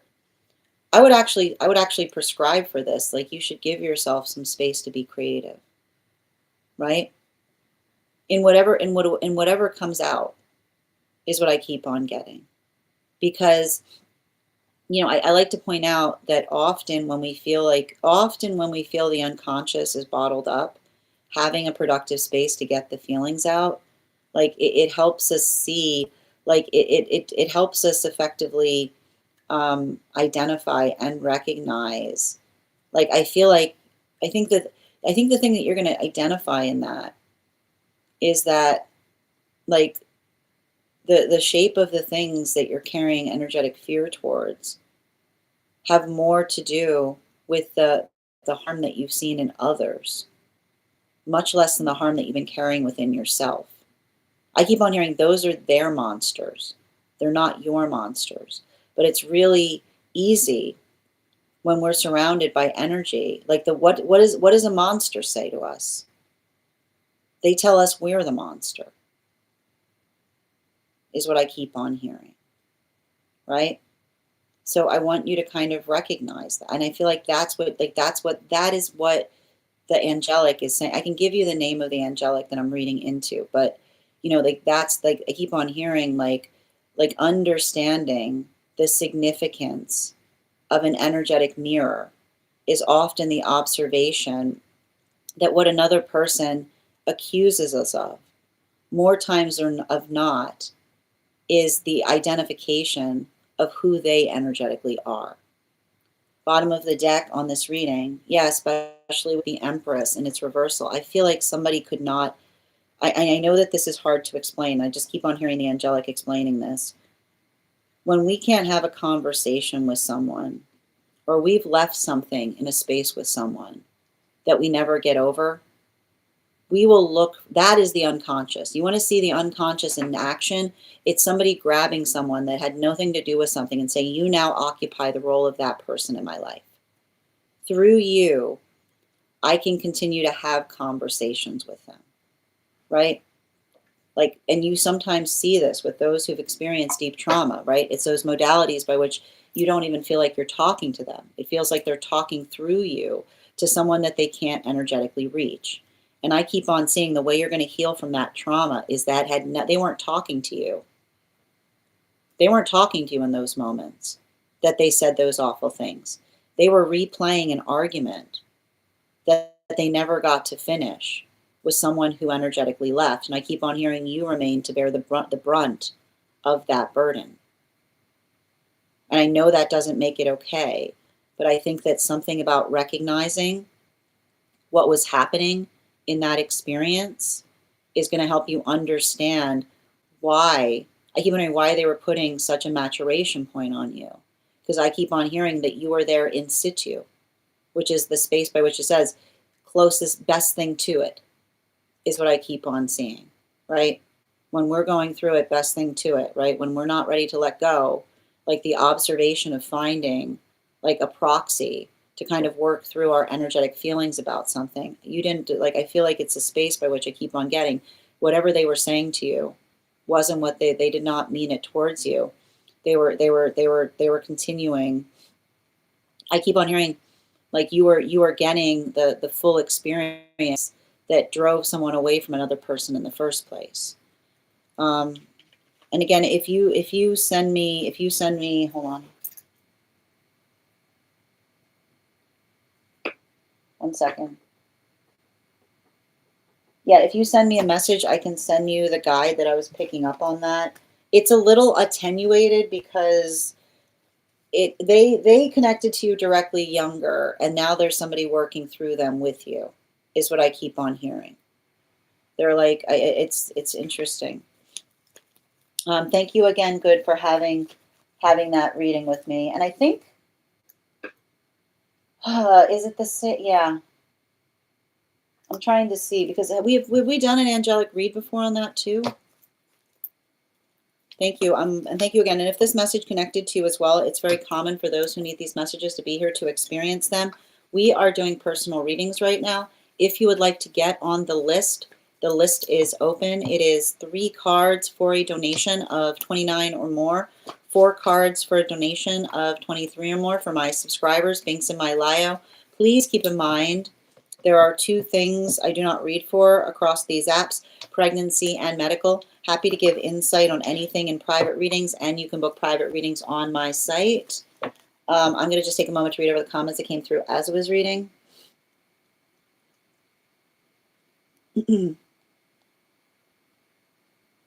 Nikki. Yes. Hold on a minute. Just what happened before the collective? What happened before the collective? Yeah.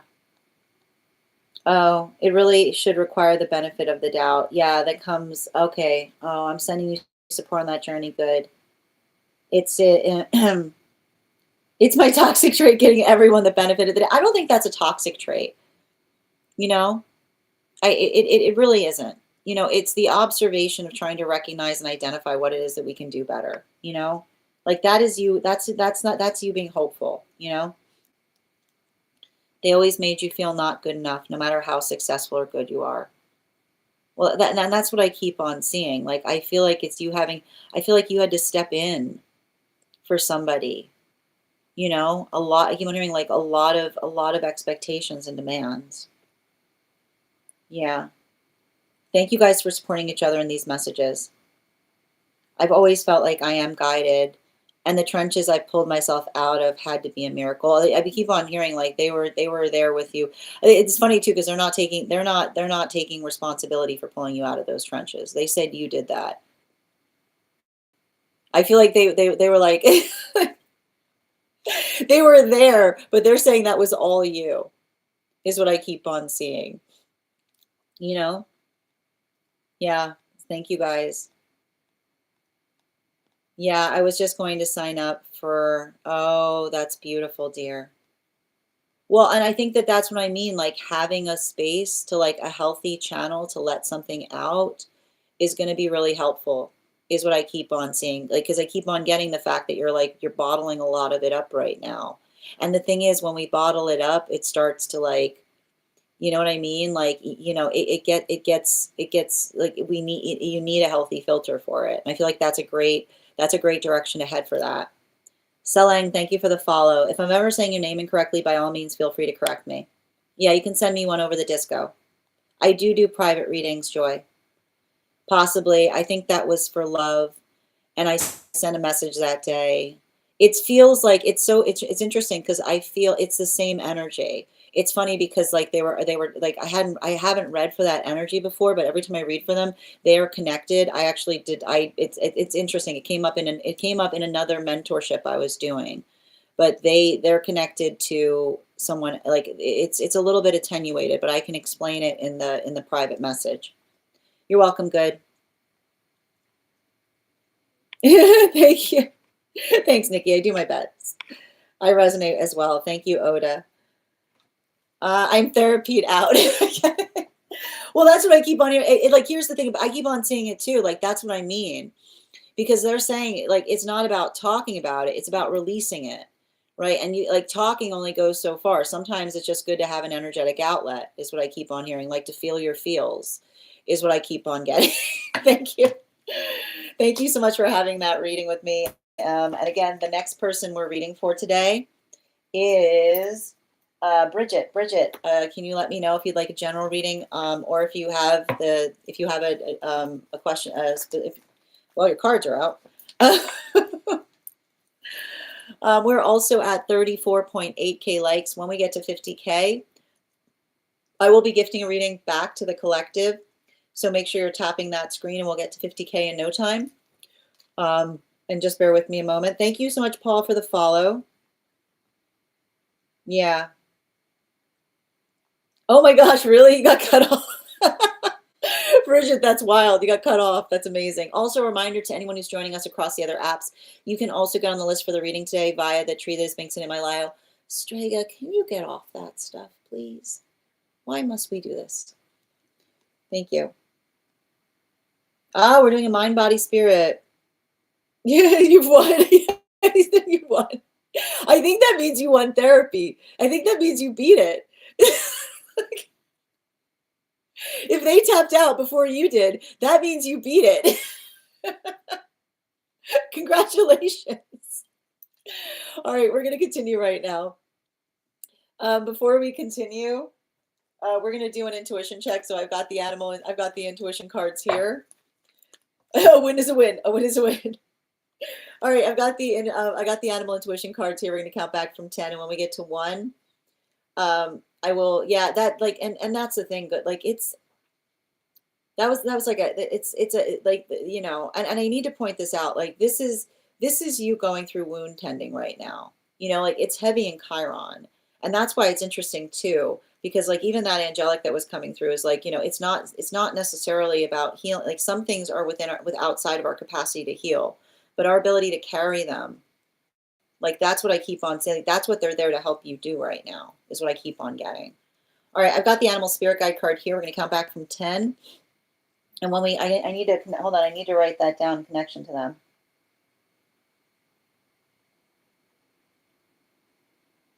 Okay, got it. All right, I'm going to count back from 10, and when we get to 1, I'll reveal the card.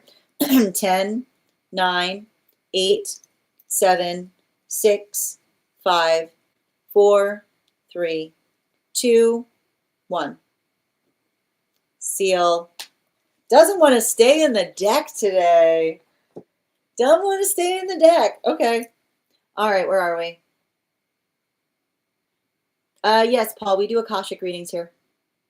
For anybody who's interested in getting on the list, it's a great time to get on the list right now. You will be the 3rd person read for. It's 3 cards for a donation of 29 or more. 4 cards for a donation of 23 or more for my subscribers.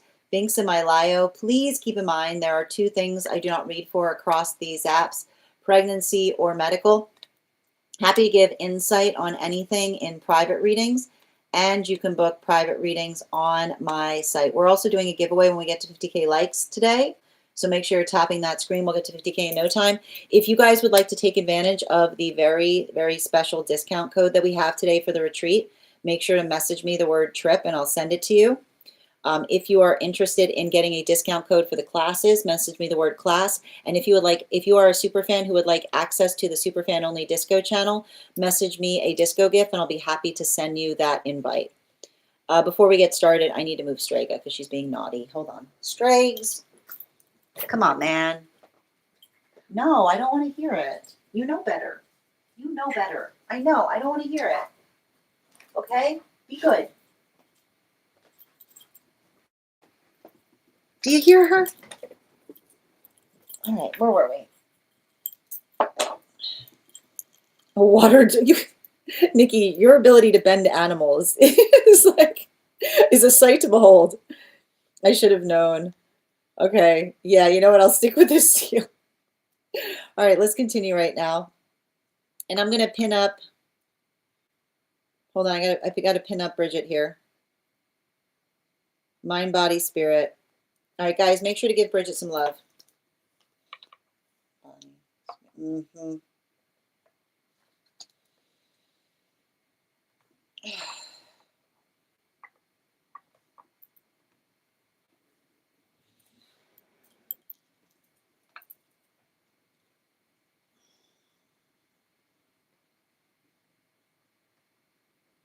I've got all this rush energy around you.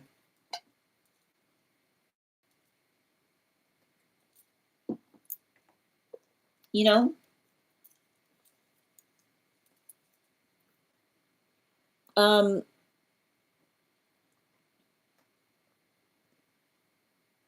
I feel like the word you need to focus on right now is healthy, is routine. And I keep on hearing a sustainable routine is what I keep on getting. And I can see, like, listen, I can see this. Like, I can see that this month, like, I can see this month being like a real rush month for you. But I keep on hearing,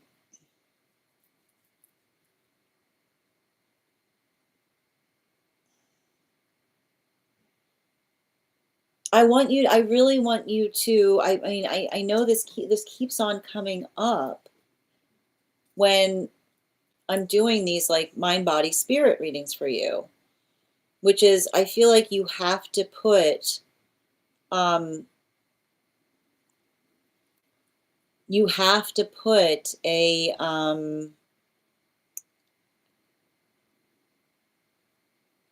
time has a very, very high value to it.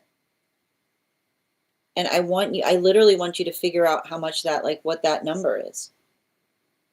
And I keep on seeing, once you figure out that number, you need to ask yourself, is there someone that you could have come towards you that can do something Like, I keep on hearing like something about an exchange, something about being able to do something in a way that feels energetically reciprocal.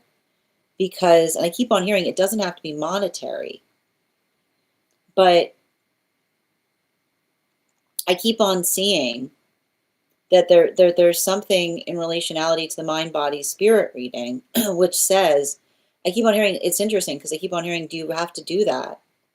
But they're not saying, do you have to do it, as in don't do it, but rather somebody saying, is there someone else who can do that for you? Right?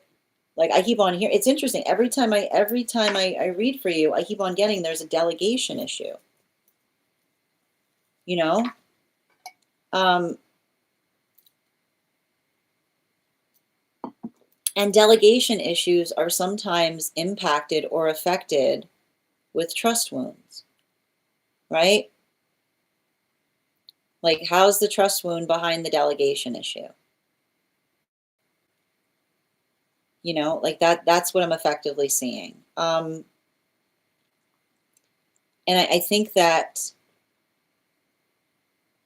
like something like I like something, and again, for good reason, I get it, you know, like I see some kind of circumstance or situation where like another person kind of like like to potentially took your confidence and stepped all over it, is what I keep on seeing.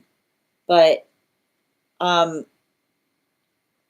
I feel like I feel like there's, and I think that it's interesting too because it does have to do um I know that you asked for mind body spirit, but it's moving back into the akashic, which is um the broken trust is an energetic wound that you brought in from a past life too, is what I keep on seeing. And I keep on getting this because, and I feel like, again, when I remember when I said that there was an agreement made because of a trust broken, like there's something important in you being able, I keep on hearing you being able to start to heal the trust wound. And I know you're going to wince when I say this, but the ability of allowing the context of saying, I'm practicing allowing people to help me with things. I want you to write that down. That's how you're going to navigate it. I'm practicing learning to let people help me with things, which is like, I feel like I keep on seeing and I keep on hearing, remember, it's not, I keep on hearing, and it's like, it's healing your own feeling of help. Um, there's help, there's help that feels archetypal to being an emergency. And then I keep on hearing, it's good to be wanted. There's something to be said about that, is what I keep on seeing. Nobody's ever, no, here's the thing about it, but here's the thing, Bridget, nobody's gonna, no, that's what I mean. Nobody's gonna ask, nobody, nobody's gonna ask, right? But the ability to say, would you be interested? I keep wondering the ability to say, would you be interested in assisting, is what I keep on getting. There's something to be articulated. I feel like those are the words you need to hold on to. Would you be interested in assisting me with something? Would you be interested in assisting me with something? I feel like that's what's going to help you with it. I'm writing it down for you. Would you be interested in assisting me with something? Because I don't know why I feel like you keep on, you're healing from a help wound. And a help wound is the space by which we're afraid to ask for help, because it speaks towards vulnerability, is what I keep on hearing. Like there's a lot that every time I look into that space for you, there's a lot there. And it's interesting because I keep wondering, not all of it's from this life. You know, not all of it, like, not all of it is from this life, specifically because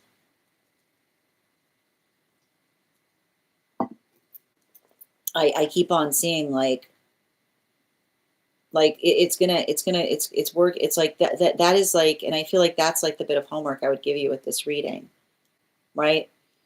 Like you being able to articulate and finding like your job, like you're working right now on building an energetic supportive system for yourself.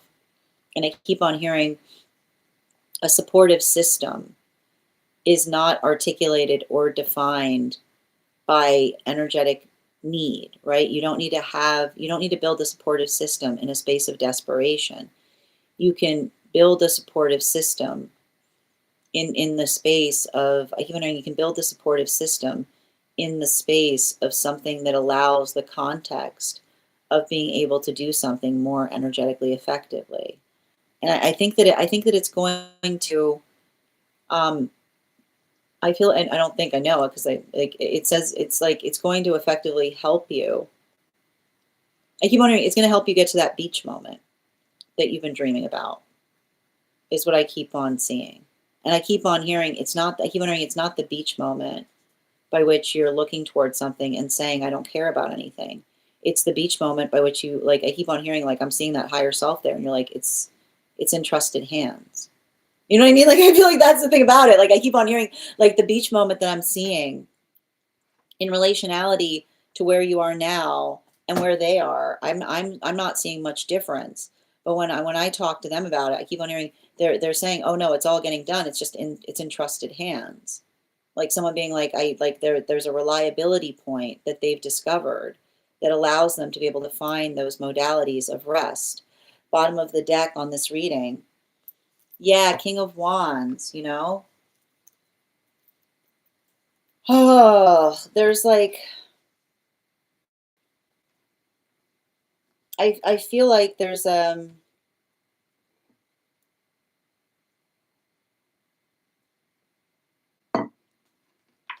feel like you're healing from some tyrannical energy. Is what I keep on getting. And what does tyrannical energy say? What is tyrannical energy? You can't trust anybody. You can't trust anybody. Tyrannical energy says you can't trust anybody ever, ever. Like, you know what I mean? Like, um, you know, and I feel like that can often, you know, like, and that's what I like. The thing about it is, and I feel like that's what's hard. You know, like there's it's interesting because like, you know, the only way to heal a trust wound, right? The only way to heal a trust wound is to go right back into the place that you lost it.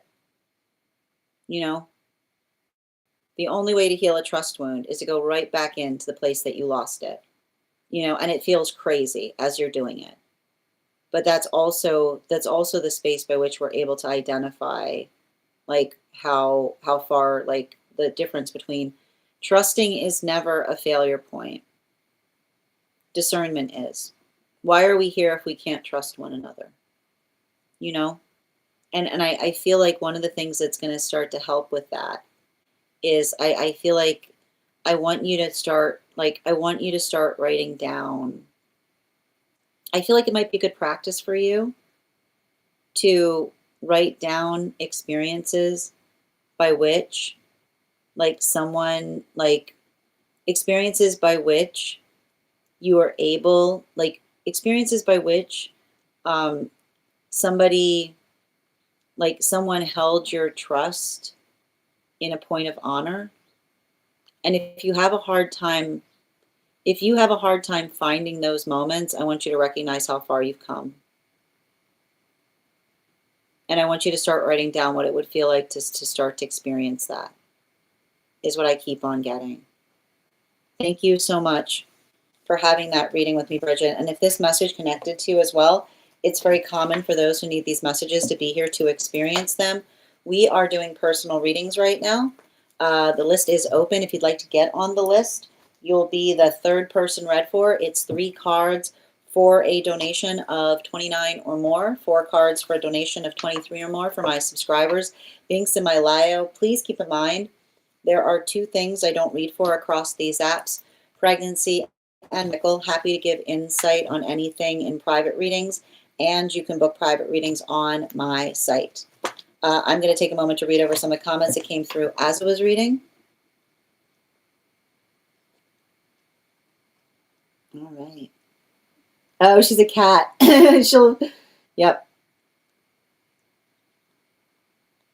Yeah. It's my busy season. I know you're doing the most, but this is why we need the trust wound healed, so that you can start to. I feel like people want me to ask them for help. Just to, there, then there we go. That's what we're talking there, Bonita, right? Which is, I keep on hearing, like, the way to heal from that is not saying that you're asking for help. That's why I wrote down the space. Would you be interested in assisting me with something, right? Not the help that says I'm in a point of desperation, but the opportunity for another person to assist with something, right? Yeah, the hyper independence, like that's going to heal the hyper independence. Yeah, I don't have anyone in my life, but that's what I mean. Like that there, right there, what you just articulated, like that is what you're working on. Like that is the manifestation goal, right? Like that is the connection between that is the question, that is the connection between the mind, body, spirit reading, and right? Like looking for someone who like from a point of preciousness. Oh, sending you support, Benita. Oh, you were going between a mind, body, spirit, and Akashic. Thank you for clarifying why I was reading there. Oh, that's wild, Bonita. I'm sending you so much support on that journey. That's incredibly. That's incredibly. I can like that's traumatizing. Yeah, I always ask. And see, like, again, if you exist, then there are those that are also like you, right? Like, you know it to be true. Yeah, I've had a lot of people not show up when I asked in the past, so I just stopped asking. Relatable. I don't like asking for help as well. It was so disappointing. I keep thinking it will come. I mean, I think, like, here's the thing. It will come with counterpart, but that doesn't mean you don't have to start. You can start doing it now in other ways, is what I keep on seeing. Yeah, I like that. That's a good idea. Yeah, it does. No, it definitely goes hand in hand with the other reading. You're so welcome, dear. All right, we're going to continue right now. The next person on the list for today is Alexandra. And if anybody wants to get on the list right now, it's a lovely time to get on the list. You'll be the 3rd person read for. It's 3 cards for a donation of 29 or more. 4 cards for a donation of 23 or more for my subscribers, links in my bio. Please keep in mind there are 2 things I don't read for across these apps: pregnancy and medical. Happy to give insight on anything in private readings, and you can book private readings on my site. We are also doing a giveaway right now. When we get to 50K, I'll be gifting a reading back to the collective. So make sure you're tapping that screen and we'll get to 50K in no time. All right. How you doing, dear? And before we continue, just a reminder, we have a very special discount today for the retreat. If you are interested in getting on, if you're interested in the retreat, today would be a great day to sign up because of the discount. You can find that over on my stack. If you message me directly from this live, I will send you the discount code. And if you are interested in having a discount code on the class program, message me the word class. And if you are interested in if you are a super fan who would like access to the disco, just message me through here with a disco GIF and I will send you an invite to the disco. Okay. Okay, thank you for letting me know, Yaz. I'll send a new one after this. Okay, got you, dear. Thank you for notifying me. Good to see you today. All right, let's continue right now. I've got the animal spirit guide cards here. We're going to count back from 10, and when we get to 1, I will reveal the card. 10, 9, 8, 7, 6, 5, 4, 3, 2, 1. We got the boar. We'll do it again after the next reading. All right. Okay. You're welcome, Bridget. All right, let's continue right now. And Oracle, thank you for the follow. All right, I am looking right now for Alexandra. It's in the disco. Thank you for letting me know. Is this inside tea or outside tea?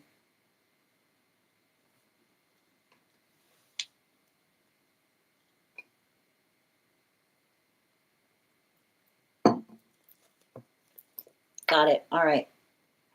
And I'm going to pin up, and thank you, user 278, for the follow. I finally started getting hours and was scheduled for the first time this past weekend. Things have gone relatively well, even though I was thrown in alone with barely any training. My customer relationships have been great, and I'm trying my best, but I still run into little mistakes and confusion here or there on the technical end. I've only worked solo for 3 days now and had 2 brief trainings about a month ago, so I'm doing my best to stay accountable and also give myself grace. I do feel like the expectations on me really don't match my experience. Sometimes I even go above and beyond, and it's really not really noticed. My store manager also feels super tense. I've tried being friendly, but he surprisingly seems hard to please. I can tell he treats me differently from the others. I want to say it's because I'm new, but I feel like it might be something else. On another note, I've been invited to work at a few locations now, but it feels like I'm expected to skip the beginner phase just to keep up and make them happy. I feel like I'm disappointing them whenever I don't perform as expected. Can I get advice or insight around this situation? I do love what I do, but I feel at odds with that looming performance anxiety and pleasing my work relationships. Got you.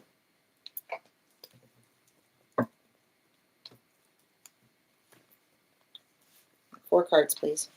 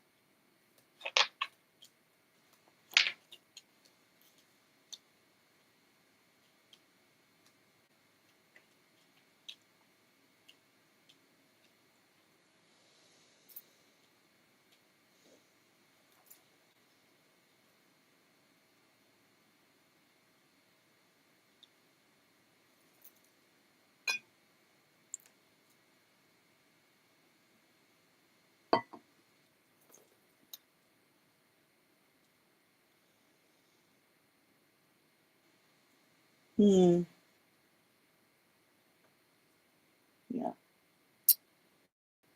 Um,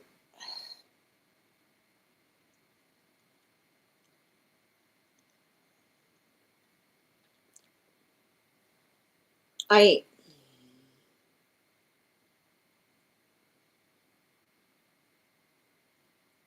see a situation or circumstance. How do I describe this?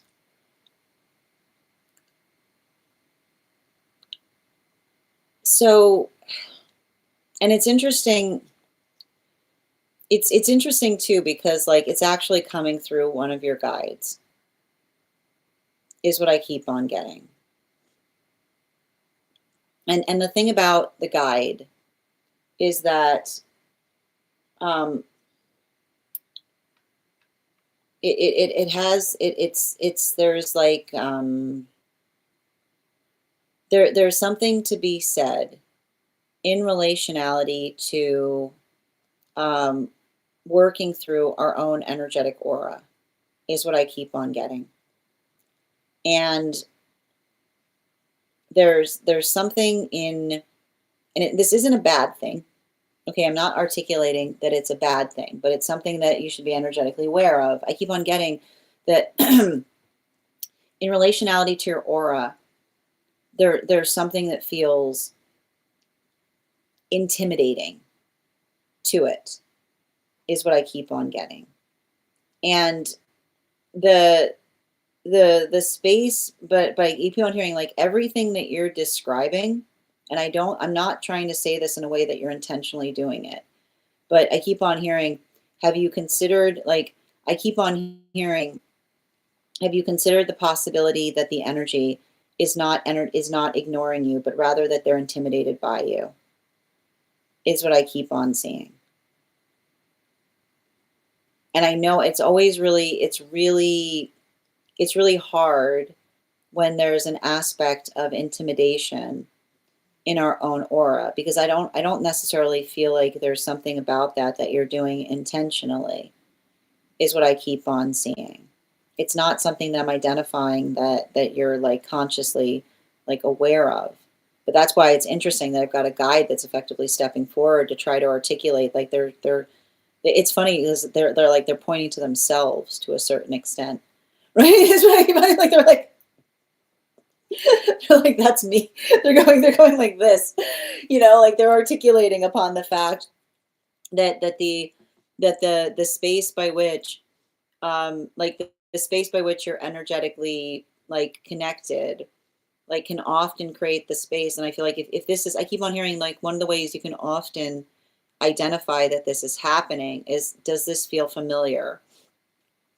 Has this happened before? Right?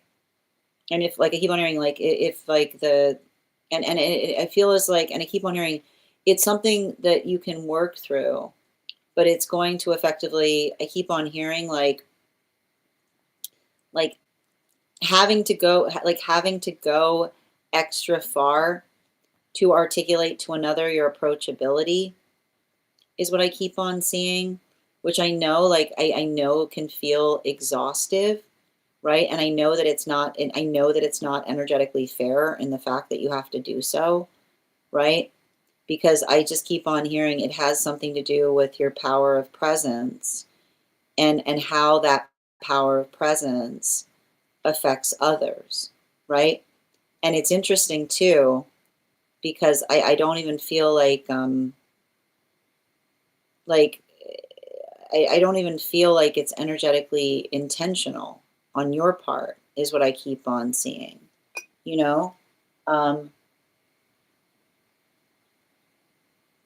it's like an energy you give off where another person feels like they don't want to deem to tell you what to do, is what I keep on getting. And it's funny because the word deem is coming onto it, right? I would never deem to tell you what to do. Like there's something in your aura that I keep on seeing is the space, like it's like I keep on hearing it's like the space by which another person doesn't want to demean you by asking you to do things. So I feel like it's almost like requires, I feel like it almost requires you to have to go extra. Like that's what I meant in terms of potentially having to go towards another person and say, hey, could I get a little bit of like, could I get a little bit of clarity or assistance in relationality to how you want me to effectively get something done? Is what I keep on seeing. Or potentially, like I said, like having to create your own potential energetic touch points on things. Um, I just keep on seeing it's a part, it's just connected to your aura. And it's hard because like it's like when you have aura like that, it's like it's not fair because you're not doing it intentionally. But being able to recognize, and I keep on seeing like if I keep on hearing if it's familiar, right? The way you can tell is like is the space by which you say this is familiar, right? Like you're like this has happened before, or the observation of understanding that is something that's just in like the, and I keep on hearing the balm for that is being able to be as approachable. Like I keep on hearing going extra far to be energetically approachable, to help another person kind of feel the comfortability to be able to like articulate to you like how you can best serve them, is what I keep on seeing. And it's interesting too because there's something about a past life there, is what that was a carryover as well. but I keep on hearing it has something to do with your south node, which I would be curious. I would be curious to see what's in your south node that may be causing. It's interesting because they're saying that the south node is causing the aura effect. Bottom of the deck. Yeah, the confirmation confirmation with the Fool card. Confirmation with the Fool card. The south node is causing the aura effect, which is like something that you're energetically carrying, like something that you're energetically carrying from the past life that is impressing upon this one is, and it has to do with the energetic aura, which is saying to me, like, again, like I keep on hearing it's like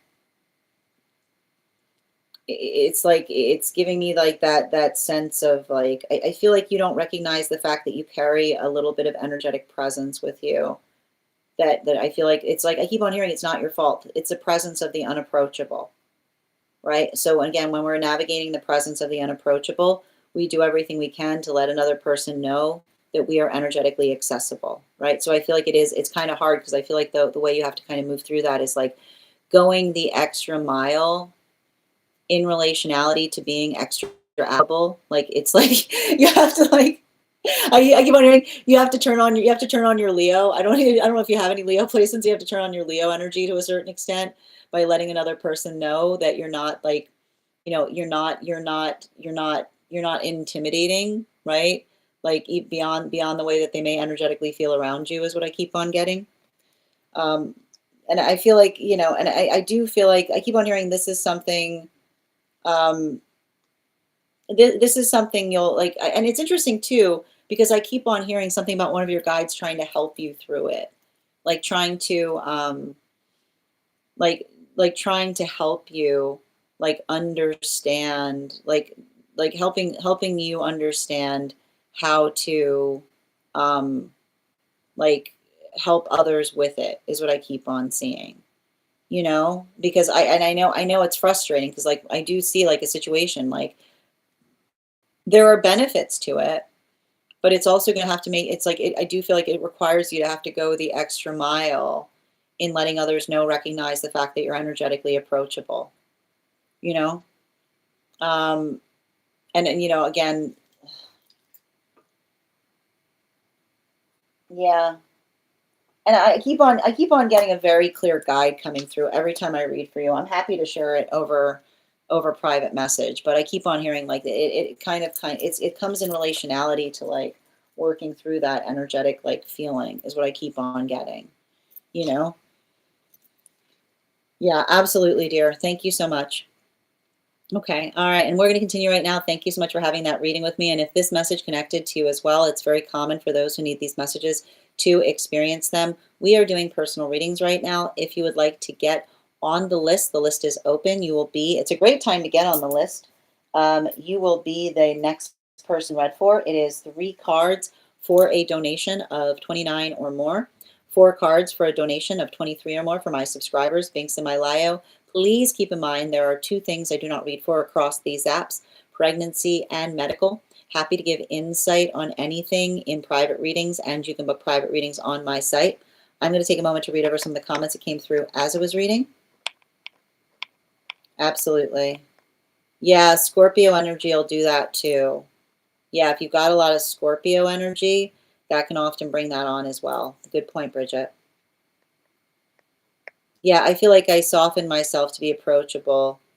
No, and I keep on seeing like I feel like it's almost like I feel like it's kind of like it requires you to perpetually have to break the ice, is what I keep on seeing. Like I feel like it's like you have to always be, I feel like it's always the space by which you're going to have to be in the space of being the icebreaker, is what I keep on hearing.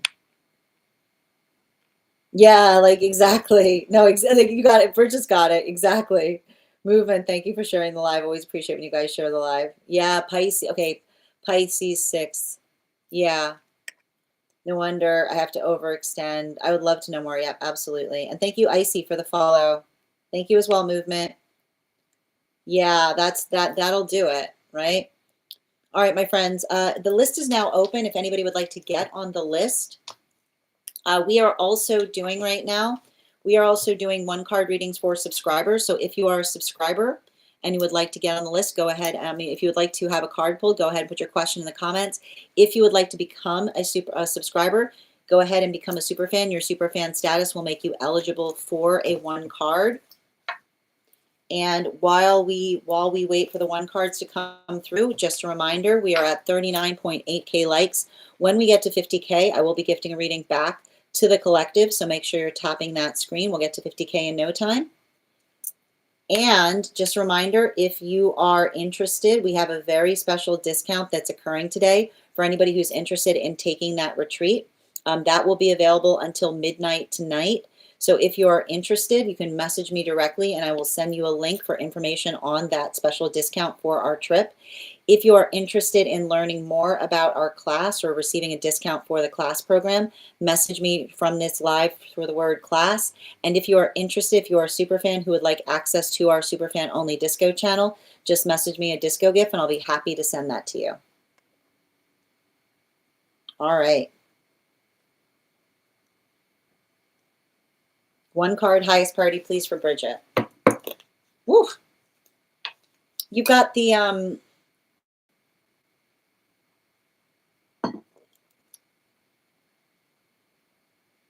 I feel like there's something about this type of energy right now. I feel like it's going to potentially stir up a lot of feelings about the past, is what I keep on seeing. Like I keep on hearing like sentimentality builds resolve. So being able to kind of work through something and appreciate how far you've come or how much you've changed, like allowing that context to effectively fortify you. Bottom of the deck. Yeah. especially with this judgment energy that I'm seeing, you know? I mean, like, I don't know why, but it's like those type of conversations when somebody says, I keep on hearing energy that knows us does not need to articulate upon the fact that they know us. You know, you ever notice that? That when somebody says, I know you, never have they known us less, is what I keep on seeing. Bottom of like animal spirit guide. Yeah, a lot of the hind energy, you know? Like there's, like I gotta stress this, like this feel like it almost feels like I feel like it feels like some kind of experience or circumstance or situation. Like I keep on hearing energy and again, you see what happened? Like as soon as I started reading for this, like thank you. Energy that like energy that wants to have a conversation with us. Like it says to me, like the energy that like builds into the context of being able to, and I feel like this is, like I said, like I see you right now in some kind of experience that like, I feel like you're in like this liminal space right now. And a lot of that liminal space can sometimes feel like I see you kind of like continuing to work through that hermit energy. But I keep on hearing like, you're not the only person that feels that way, right? I keep on hearing there are energies that are trustworthy. There are energies that are capable there are energies that are capable of honoring your trust. I feel like there's something about starting there that is going to help you either seek it or find it, is what I keep on hearing. Because I feel like there's something about you building healthy connection that is allowing the ability to restore your own sense of trust again. Thank you so much, Bridget, for having that reading with me. 1 card for Alexandra, highest priority, please.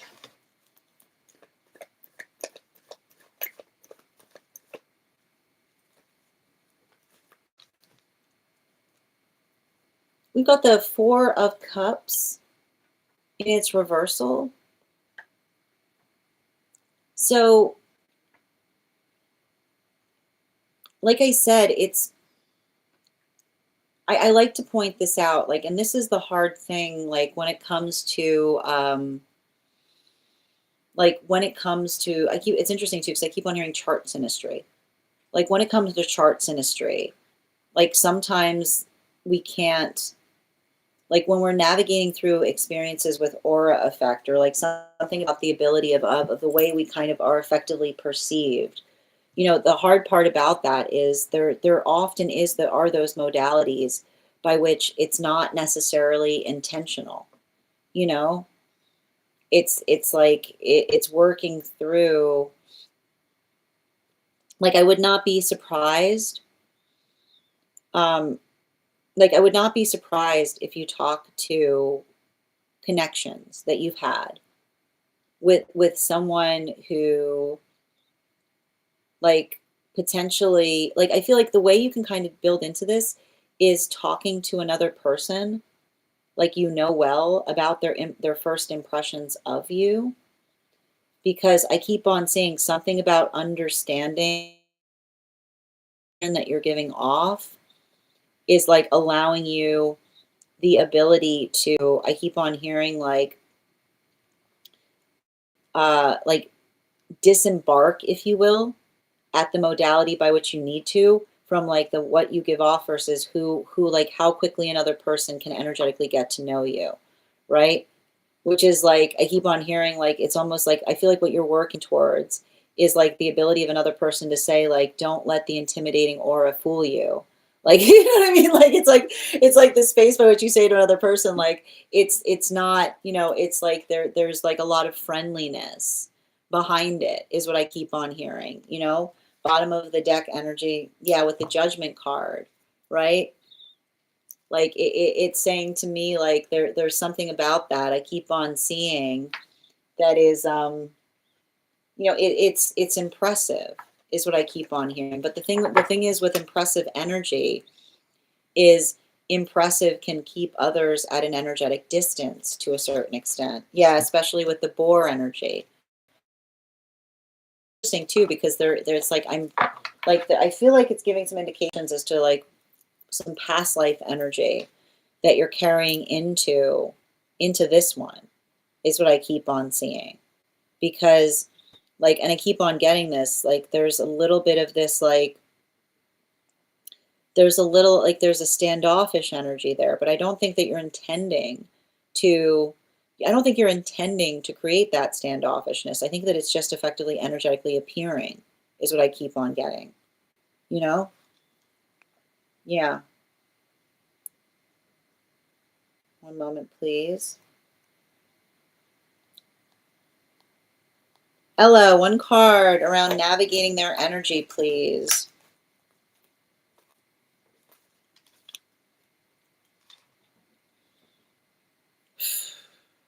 I see somebody like deeply emotional about something, you know? Like there's a lot of emotionality here. Um, and I think that there's something important about, like, I keep on hearing like um, sometimes when we're really in our feels about something, it's hard to communicate, you know? Um, like I almost see a tendency of someone, like when they're in their feels, they go quiet. This can often give indications, yeah, like they don't, like they're the type of person that they don't want to say something that they don't mean. So they effectively, like they don't want to say something they don't mean, so they tend to go quiet when they're having a lot of feelings about something, to be able to kind of shape the words effectively. Animal spirit guide. Yeah, especially with the adder energy, you know. I feel like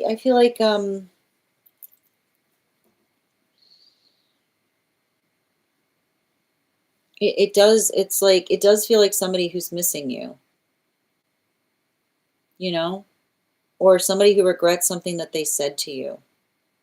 Like this type of energy, like I said, like somebody who recognizes a tendency of saying things in the heat of the moment, is everything I keep on seeing.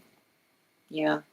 Avatar, one card, angelic present guidance with counterpart, please. Beautiful question. 2 transfers. I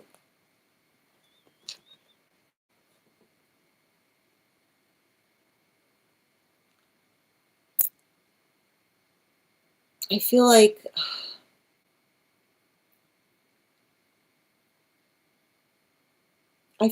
you and another person need to have a conversation, like in relationality to, how do I describe this? Um, like it's saying to me like conversations in relationality to not feeling like you're energetically like I keep on hearing you saying to someone like not desiring to feel like you're burdening them in the space by which you're asking for things is what I keep on seeing. Or potentially, um,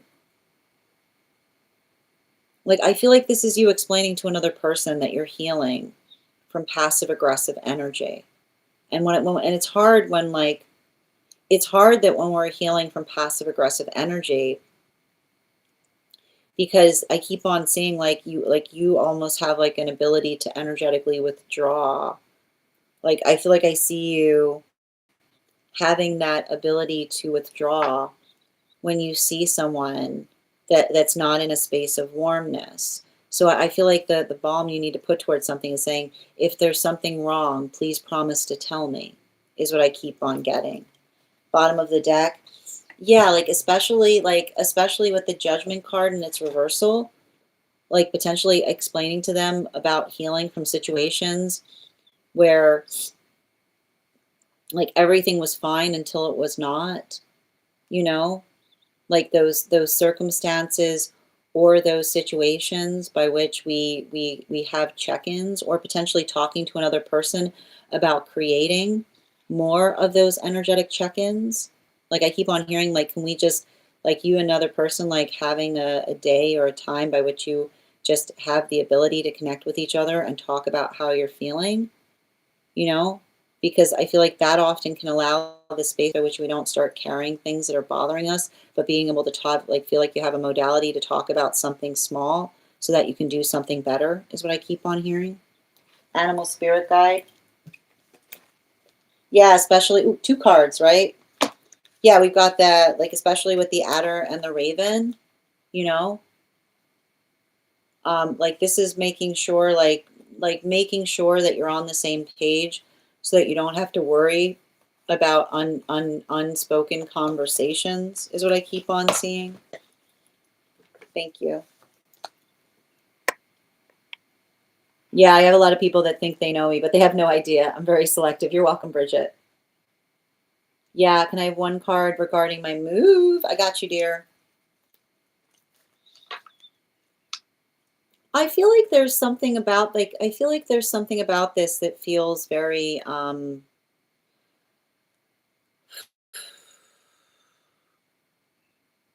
it's like I keep on saying, don't worry about bringing everything. Just bring the things that you feel like you need.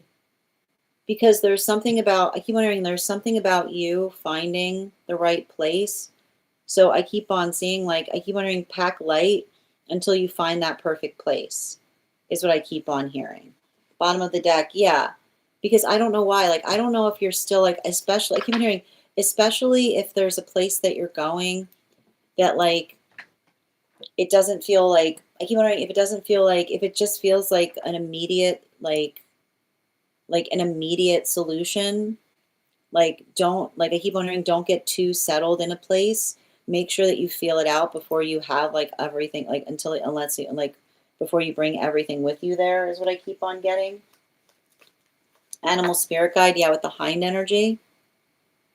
I feel like these are those modalities or those experiences by which I keep on hearing, like, I just keep on hearing, let this be. I keep on hearing, travel light until you find the thing that's just right. Highest priority for Hannah, please. And just a reminder to anybody interested, we the list is open if anyone else would like a full reading today. This is saying to me that there's something in relationality to working through a circumstance or situation by which you're being able to identify or articulate to another what the state of your intention is. You know, I keep on hearing like this is saying like it's saying big project energy. It's like talking to another person in relationality to something that you're trying to do more effectively. Bottom of the deck on this reading, yeah, especially with the Six of Swords in its reversal. I feel like there's something. I feel like there's something significant and important there in relationality to being able to like. I feel like it's in like I almost see like this is saying to me like there's something that you need to do. Like I feel like it's having to come through the professional space, you know? Like it says to me like I feel like you need to articulate to another person like what you're like almost like having a conversation with someone in terms of like what your goals are for the next year. Like this is a good I keep wondering it's a good touch point to have those conversations. Animal spirit guide, please. Yeah, especially with the boar energy. Um, I feel like the boar energy is not, I keep wondering, not waiting for someone to come to you, like you taking the energetic initiative on something is what I keep on seeing. Yep, Susie, one card, highest priority, please.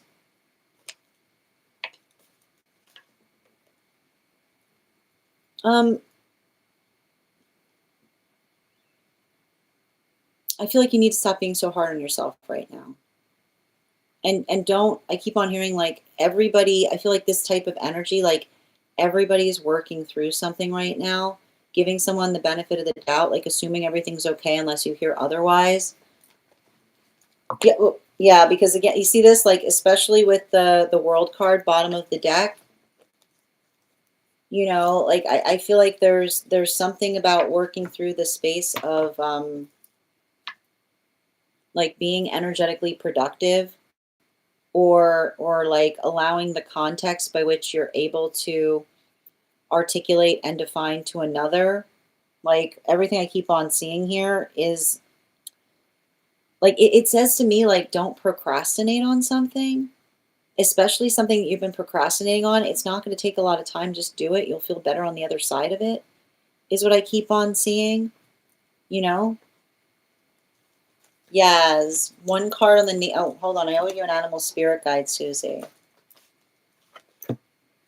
Yeah, especially with this cow energy, you know? I feel like this is you kind of like doing something that energetically inspires you or like finding I keep on hearing like like finding your niche is often like finding something that like, just you like to do is what I keep on seeing. And I think that there's something about that because I don't know if there's yeah like I don't know if there's something that you do that requires others to do it, but it's like I keep on hearing like sometimes that's what's nice about having a personal project is if there's something that feels like it's not moving forward, you can kind of concentrate on that in the space of waiting for something else to occur. Yeah, as one card on the nature of the discomfort as of late. It's the I want to say it's the retrograde. Like the thing I need to point out with you, Yaz, is like I keep on hearing the same thing. Healthy energy does not stick around for ultimatums. And in the process of moving away from an ultimatum, you help someone see themselves, is what I keep on seeing. You know, like I keep on hearing never is someone less healthy than when they articulate upon do this or else. Because I feel like you've been a lot of energies or else. Be like, I'll take the or else because it's the understanding that we don't I keep on hearing like we don't bully like we don't bully each other. And so I feel like they're like I think that some of that experience that you're having, like I keep on sensing there's a lot of crestfallen energy around you. And I keep on getting like crestfallen energy is often like, it's often the space by which another person was like, what was I thinking? You know, like the observation of them kind of seeing, like I keep on hearing like the observation of them misperceiving you. But even in the act of misperceiving you, like the you kind of moving away from their misperception, that shines like I keep on hearing like shines a light on their own illusions of the self. Animal spirit guide on bottom of the deck. Yeah, like I would not be surprised if you're picking up a lot of energy around you that is like moving into some kind of regret space, because I keep on getting like you're going through a lot of path work of navigating others' misperceptions. And I keep on getting like a lot of those misperceptions are I keep on hearing like someone, instead of articulating how much you mean to them, like I keep on hearing like trying to like browbeat you into staying in some kind of circumstance or situation. Animal spirit guide. Yeah, water dragon, right?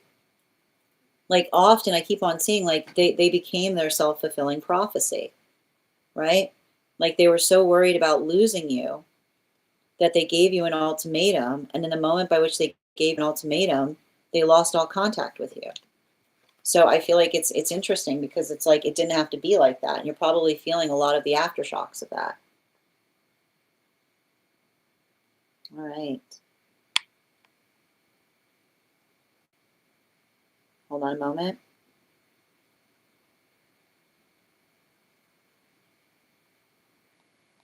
And guys, we're at 40K likes. When we get to 50K, I'll be gifting a reading back to the collective. So make sure you're tapping that screen. We'll get to 50K in no time. Yes, I'll look into how to bridge it. I might send you a message. Yeah, absolutely, dear. We do a lot of that work in mentorship too, I'll point out. It might help me create a better understanding on how to work with it. Absolutely. And thank you for the follow, Em. Hi there, good. Highest priority, please, for good.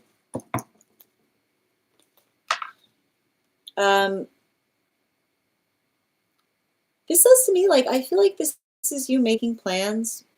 This is you like kind of working towards something or building into, like prioritizing getting ahead of yourself in terms of like what those plans are. It feels like a good time to be planning things. Yeah, like seven of swords in its reversal.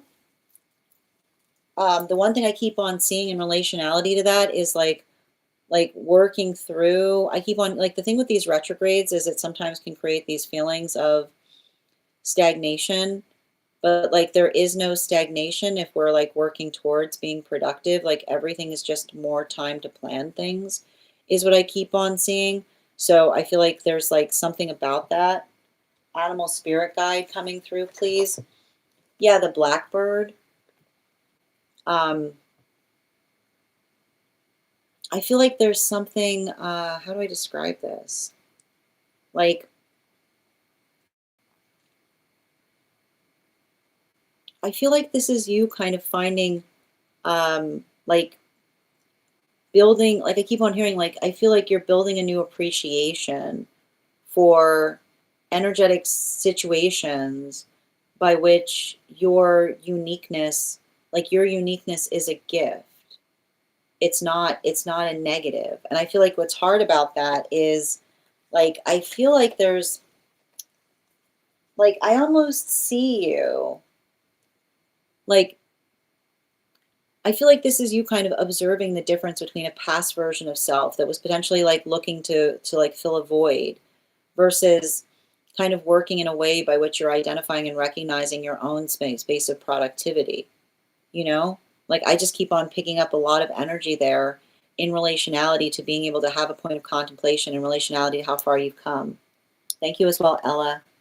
How you doing, Ivana? We're doing one cards right now. The list is still open if anybody wants to get on the list. It is 3 cards for a donation of 29 or more. 4 cards for a donation of 23 or more for my subscribers. Links in my bio. Please keep in mind there are 2 things I do not read for across these apps, pregnancy and medical. Happy to give insight on anything in private readings, and you can book private readings on my site.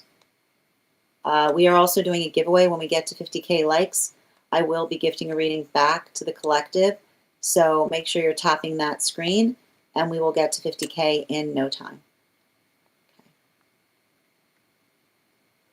Okay, perfect. All right, I got you, Ivana. One card, please, on Angelic Guides. Two cards coming out.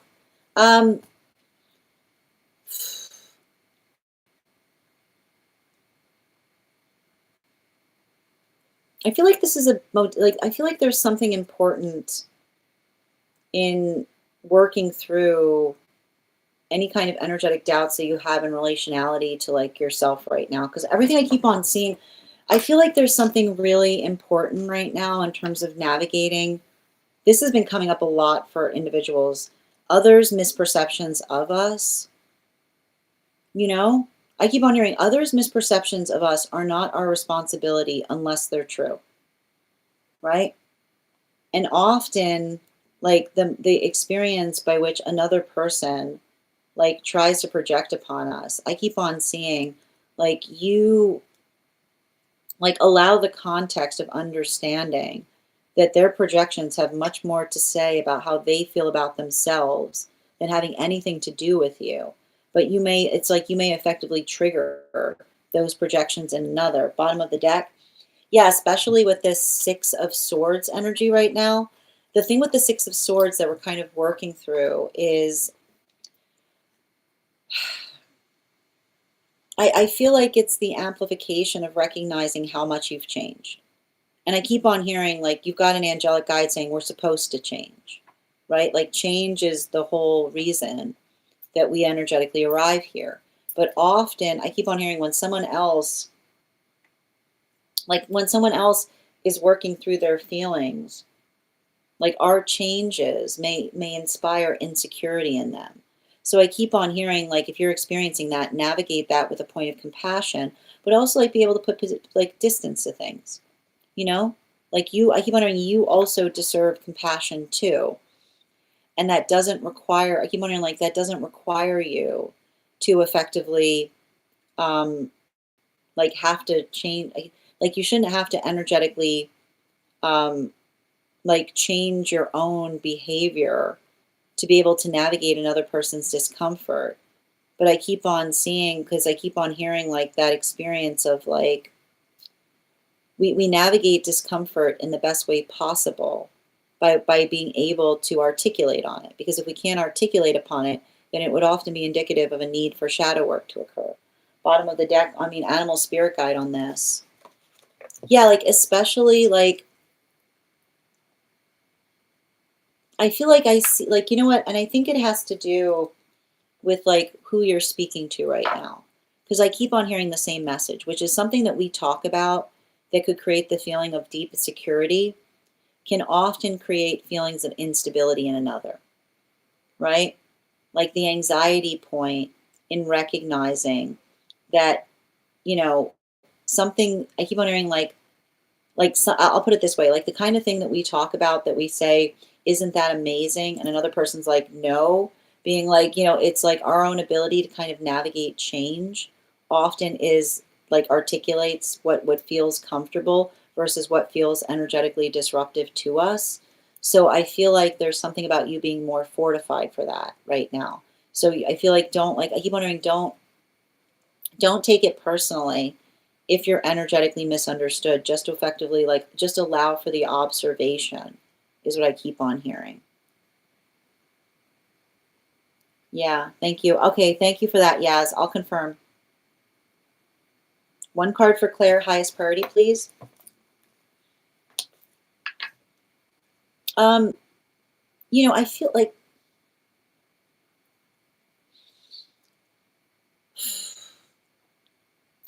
again, we give each other tools to help each other. We don't fix things for each other, is what I keep on seeing. And I think that that's important in relationality to you doing some work right now in terms of like like building healthy boundaries, particularly in relationality to what you are and are not available for. Yeah, especially with the death card, you know? Like that speaks a lot. The death card speaks a lot about the observation in being able to identify and recognize. Like, I keep on hearing healthy energy does not ask us to overextend ourselves. And I keep on seeing sometimes in the modality by which we energetically like work towards something and another person demands more is often the amplification on why we stop effectively working towards something. So I feel like make sure that you're being clear in terms of your boundaries, in terms of like what you can do versus like what's outside of your purview, because I keep on seeing like the space by which another person appreciates your contribution is going to tell you everything as to what rooms you should remain in, is what I keep on getting. Animal spirit guide, yeah, the blackbird, right?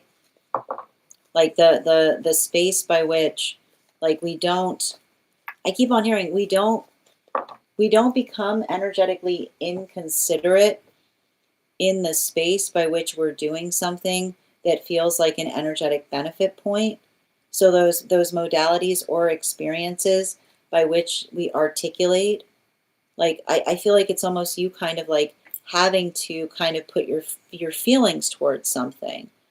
But I feel like the feelings, like I feel like it's you deserve, like I keep wondering, like you deserve energetic support too, right?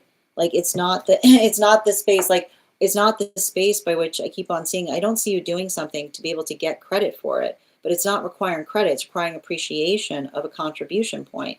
Because I keep on seeing that often, like I keep wondering, like often the space by which another person becomes overly demanding upon us is often like the space by which we clarify upon like, like I feel like it's like you having to say like, let's make sure we're on the same page about something, like I must be being like I feel like it's like you. I keep on hearing like you can't get upset at someone helping you for this reason, right? Which is the space of saying like this is something like you articulating upon something that feels energetically supportive is what I keep on getting. So I keep on make sure make sure you're being clear in relationality to what that is or how that feels or what that experience is. Because I feel like there's something about you building clarity that is going to help you get your feelings heard. Absolutely. Thank you as well, Tiff.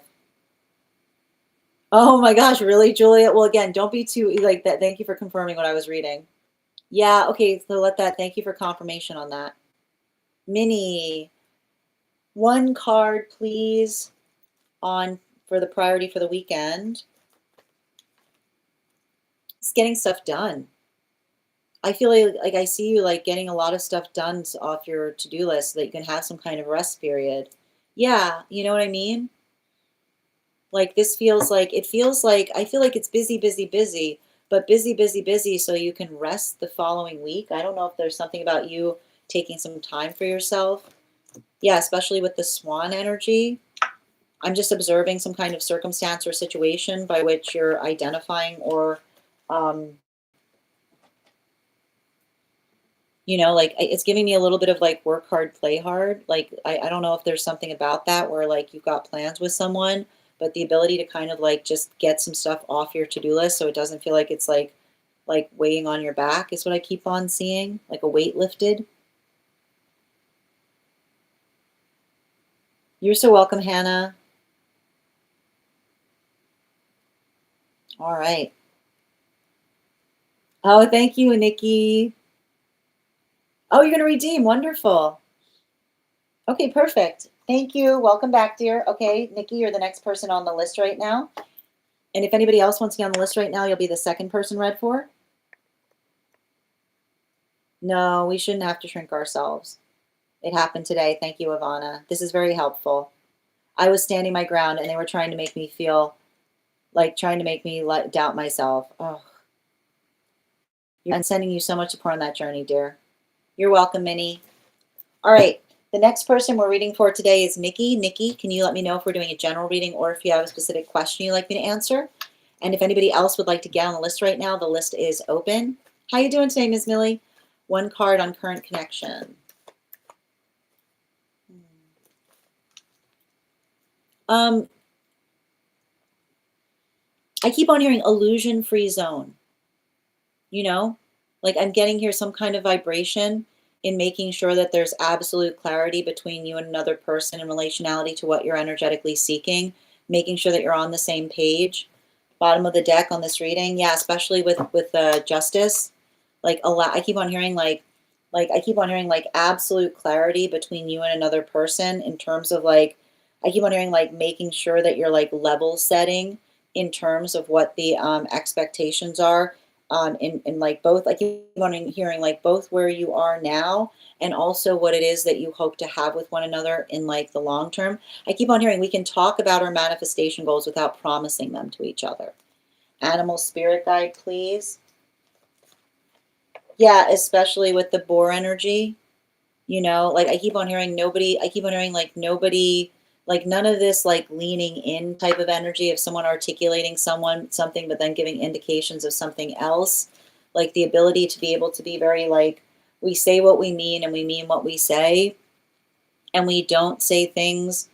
I keep on hearing, it's interesting because I typically would say, we say what we mean and we mean what we say, and we don't say things just to, I keep on hearing like, we don't say things to get our way, but I keep on hearing, we don't say things to clear a way, which is, I keep on hearing like the space by which we articulate something in order to say to somebody like, oh, I have nothing to do in relationality to anything I've been doing that feels like, I keep on hearing like somebody being like, oh, like, you know, somebody who like gives off like identifying like they say one thing, but then everything they do feels like it's broadcasting another, is what I keep on hearing. Like it's a clear channel of communication is one that doesn't feel like it deviates from what was energetically stated, is what I keep on seeing.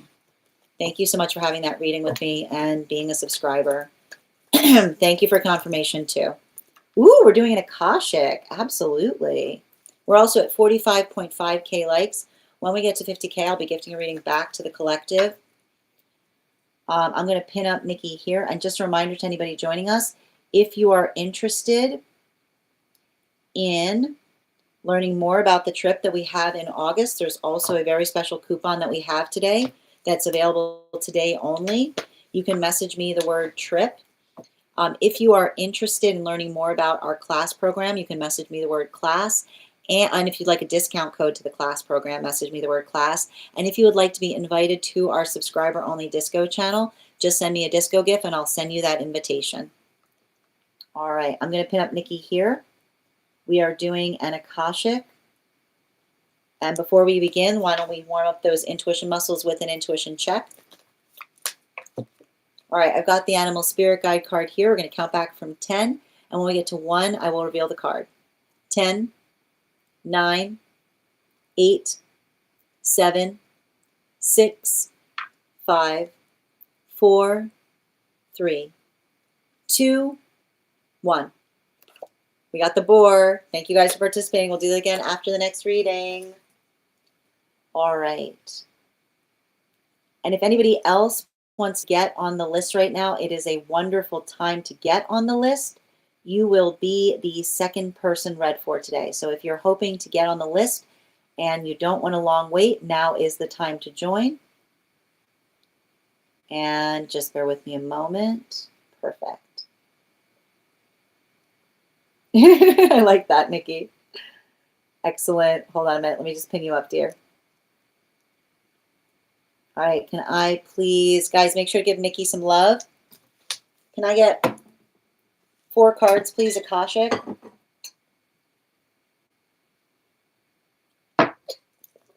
Oh. Mm-hmm.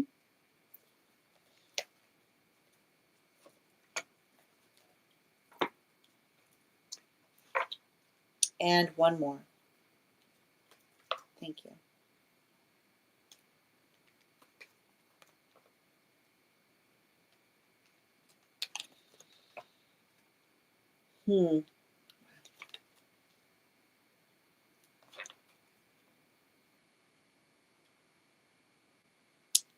So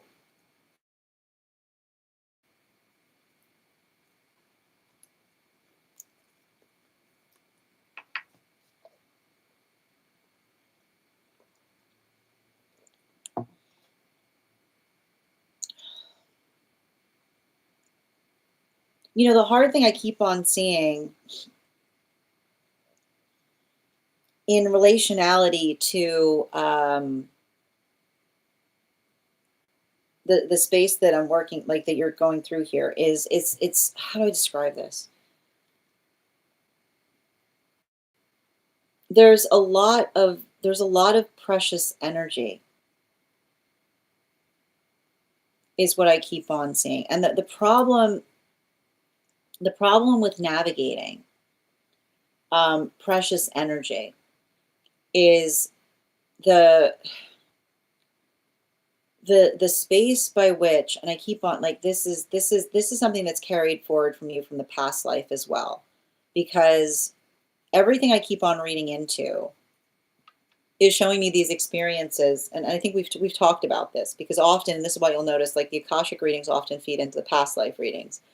The experience by which you are going through a modality or situation by which another person potentially continued to limit your ability to do something because they kept on articulating to you that you are too precious, right? Precious doesn't get to do anything, right? It's the amplification of another person saying, like, you're too precious.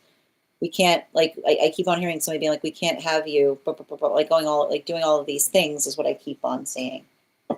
And the interesting thing is, I literally see a situation by which you came here, like, trying to alleviate yourself of that preciousness, right? Like, I almost see you saying, like, I don't want any of that. Like, I don't want any, and I feel like the thing about the past self was it was a preciousness of position, is what I keep on getting, right? Like and that's what I keep on getting, like, in terms of, like, looking into that. They're saying that the preciousness that you were navigating was a preciousness of position, right? It was the feeling, it wasn't the energy potentially taking too much consideration in relationality to whether you were happy or not, right? Like, I keep on hearing preciousness and happiness had nothing to do with anything.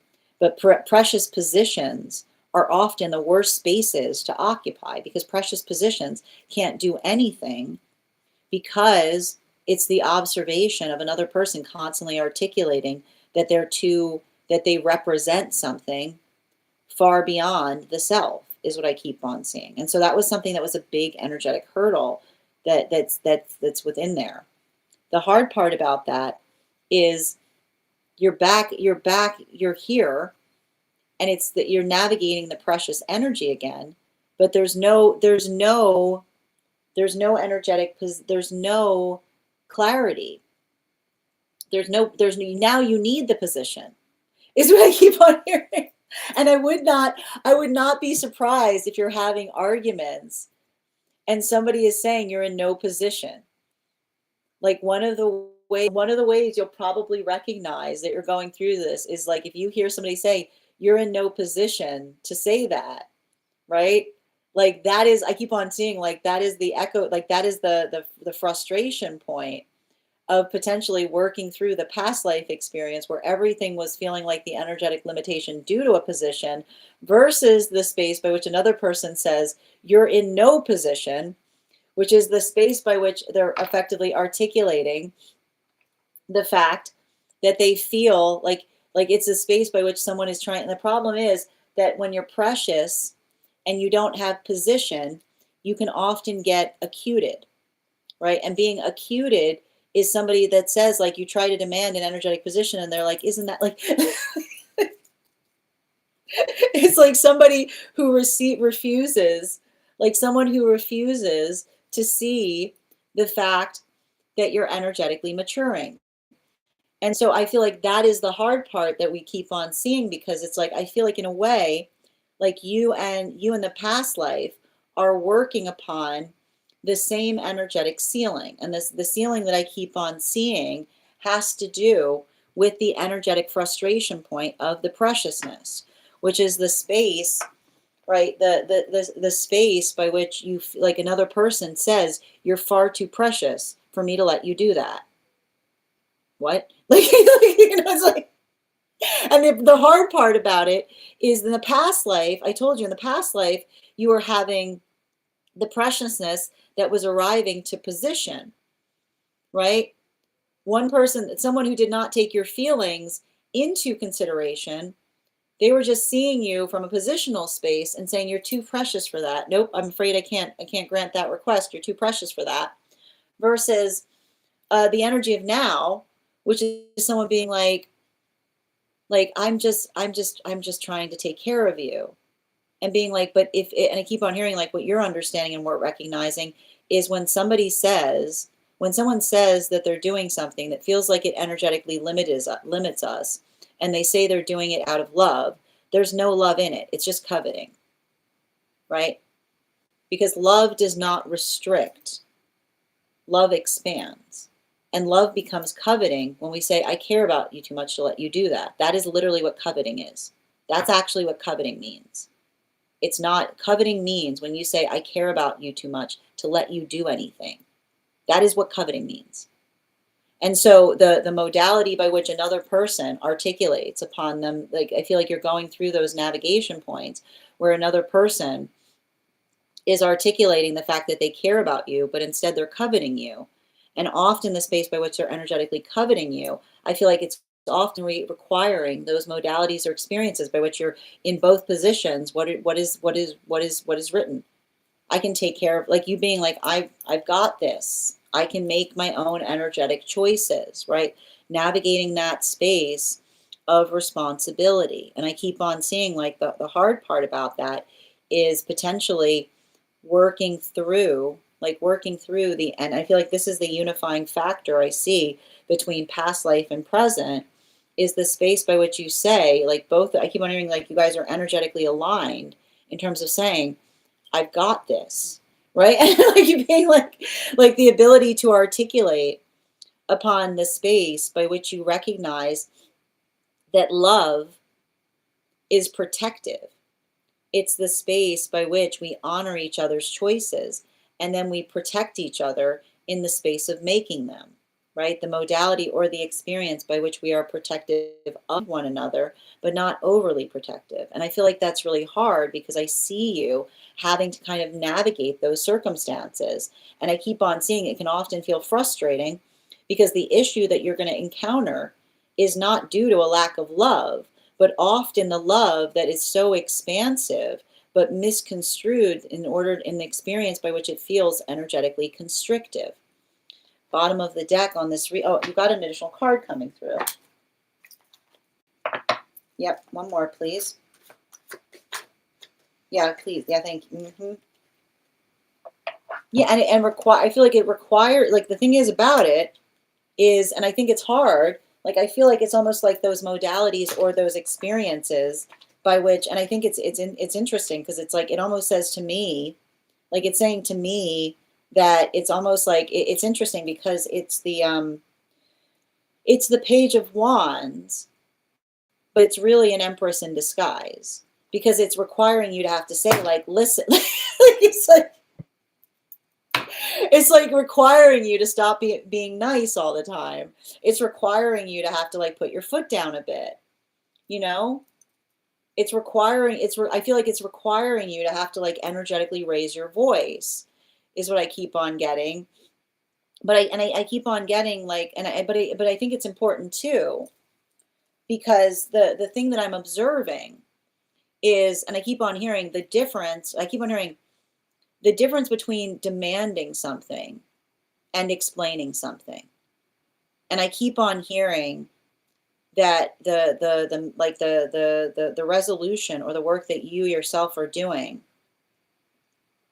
is effectively like it's the, like I feel like this is you effectively articulating, like it's having to say to somebody like no thank you in the best way possible, right? Which is not, I keep on hearing like not when, and when you're I keep on hearing when you're navigating acuteness, I need to point this out, when you're navigating the issue of acuteness, when someone's trying to acute you, right?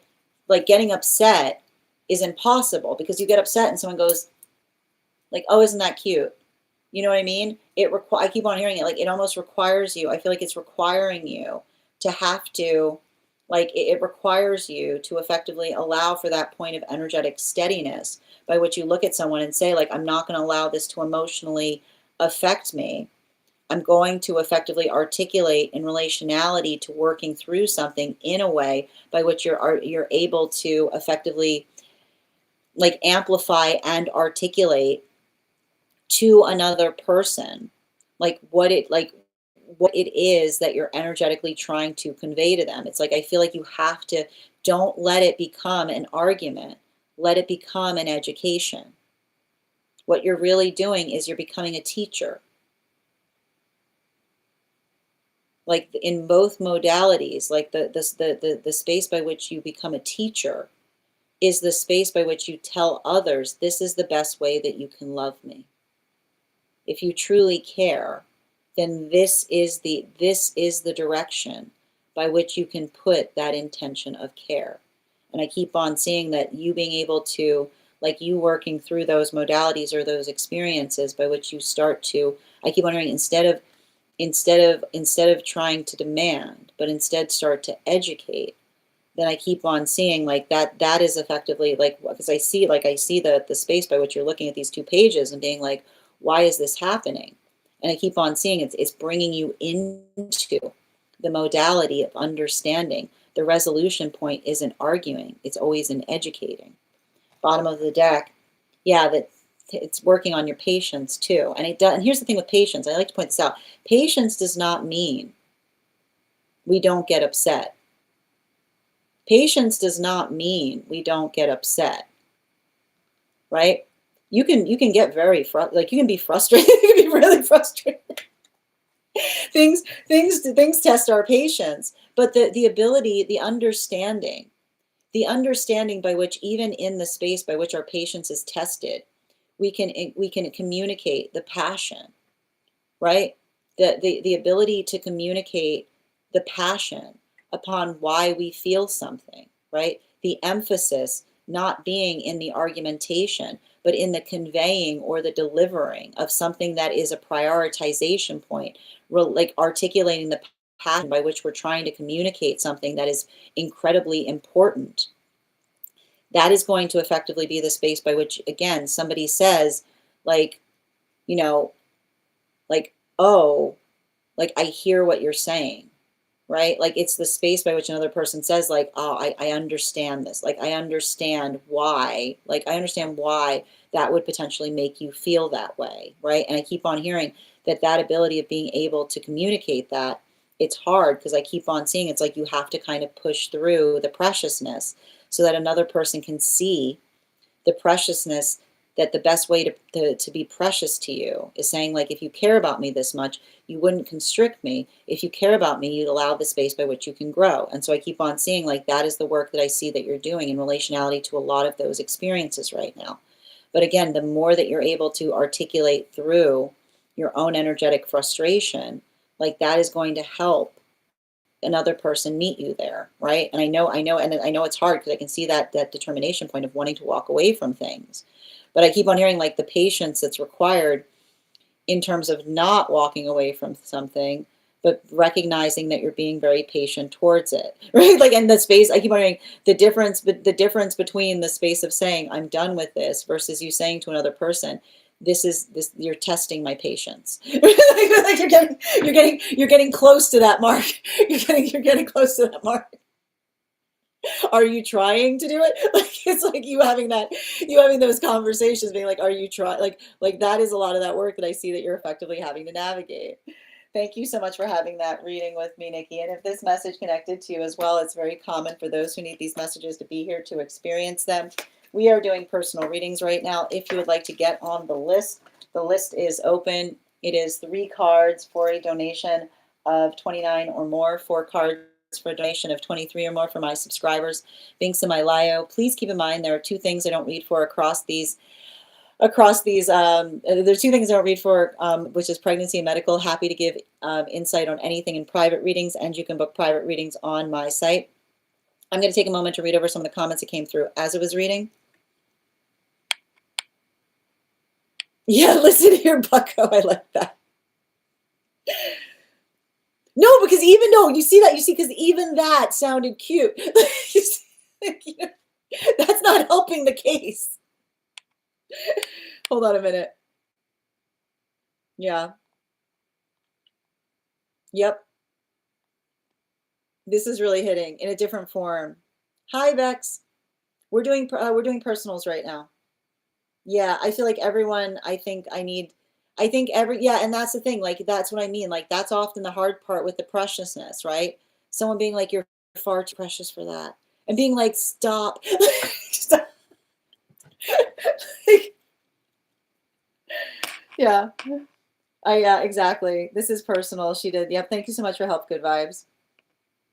No, I mean, again, we've got some very clear indications on that, Nikki. Everything I told you, we're having visage issues last life.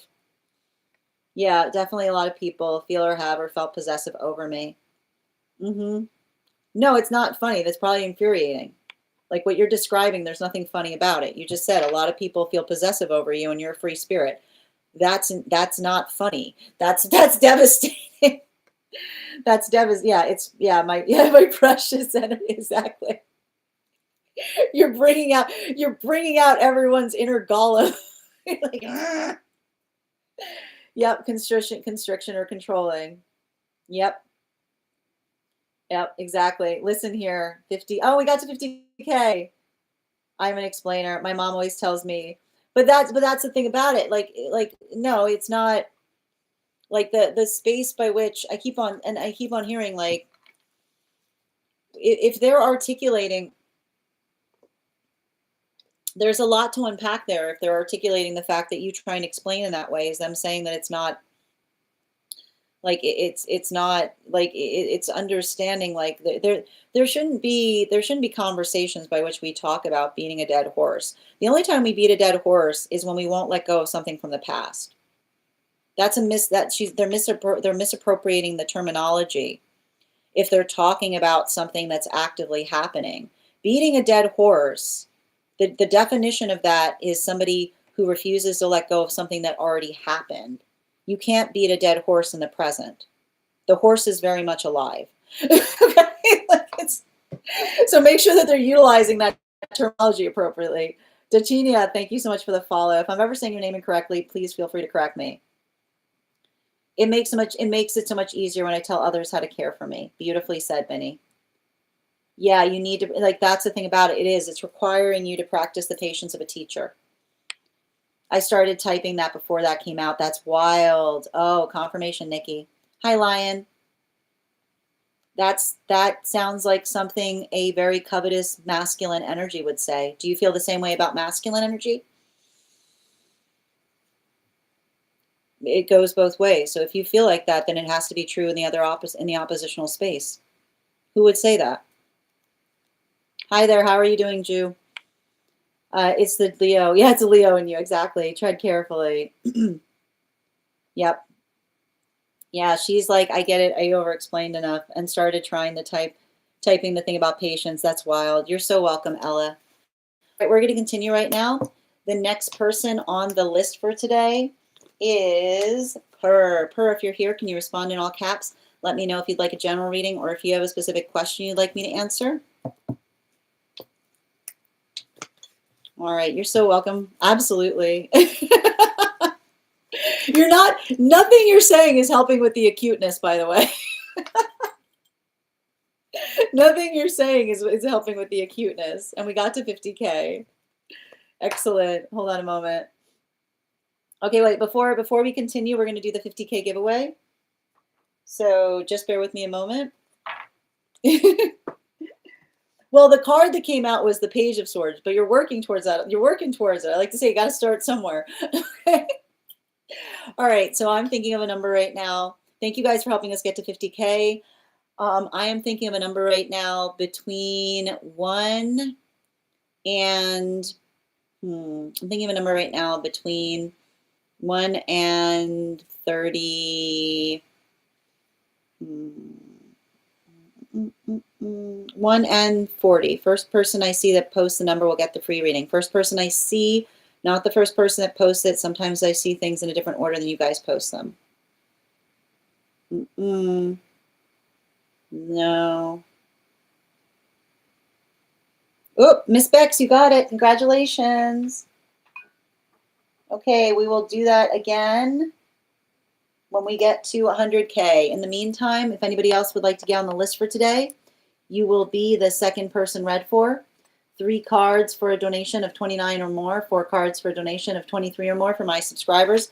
Being semi-lio, please keep in mind there are 2 things I don't read for across these apps, pregnancy and medical. Happy to give insight on anything in private readings, and you can book private readings on my site.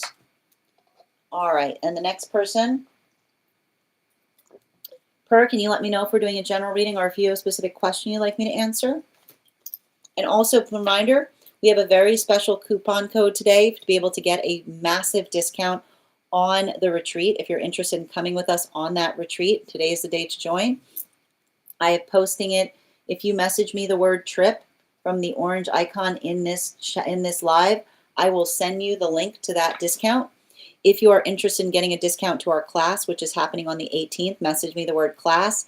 And if you are interested in joining our subscriber-only disco channel, where you'll find an even bigger discount to the class, just message me a disco GIF and I'll be happy to send you that invite. All right.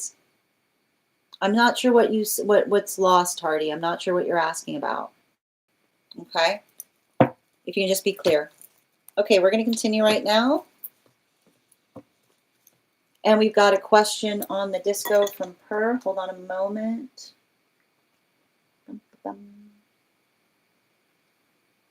I got you. How about it's a big it's a considerate one today. Hold on a minute. All right. Got it. Thank you.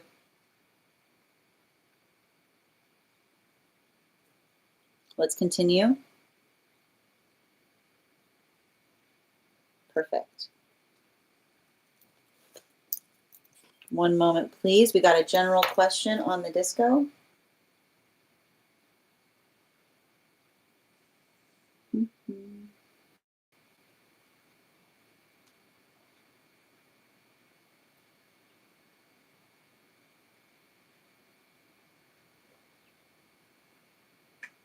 Where is it?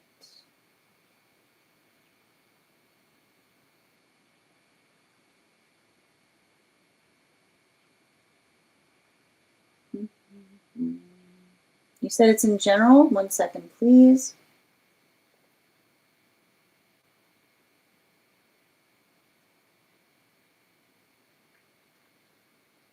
Why can't I find it? Oh, there it is.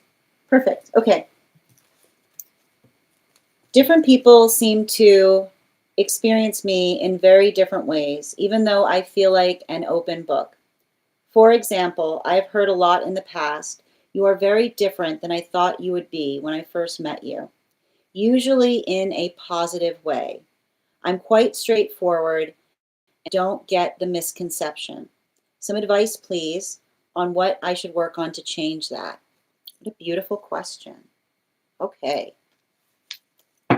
And I'm going to, before we continue, we got the animal spirit guide cards here. We're going to count back from 10. And when we get to 1, I will reveal the card. 10, 9, 8, 7, 6, 5, 4, 3, 2, 1.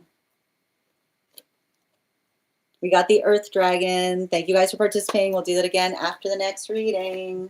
Okay.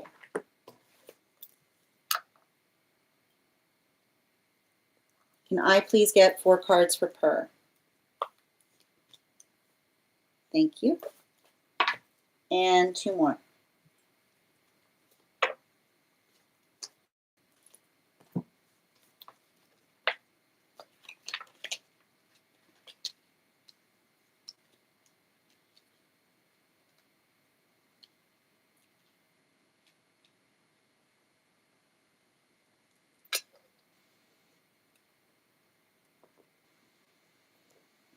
All right.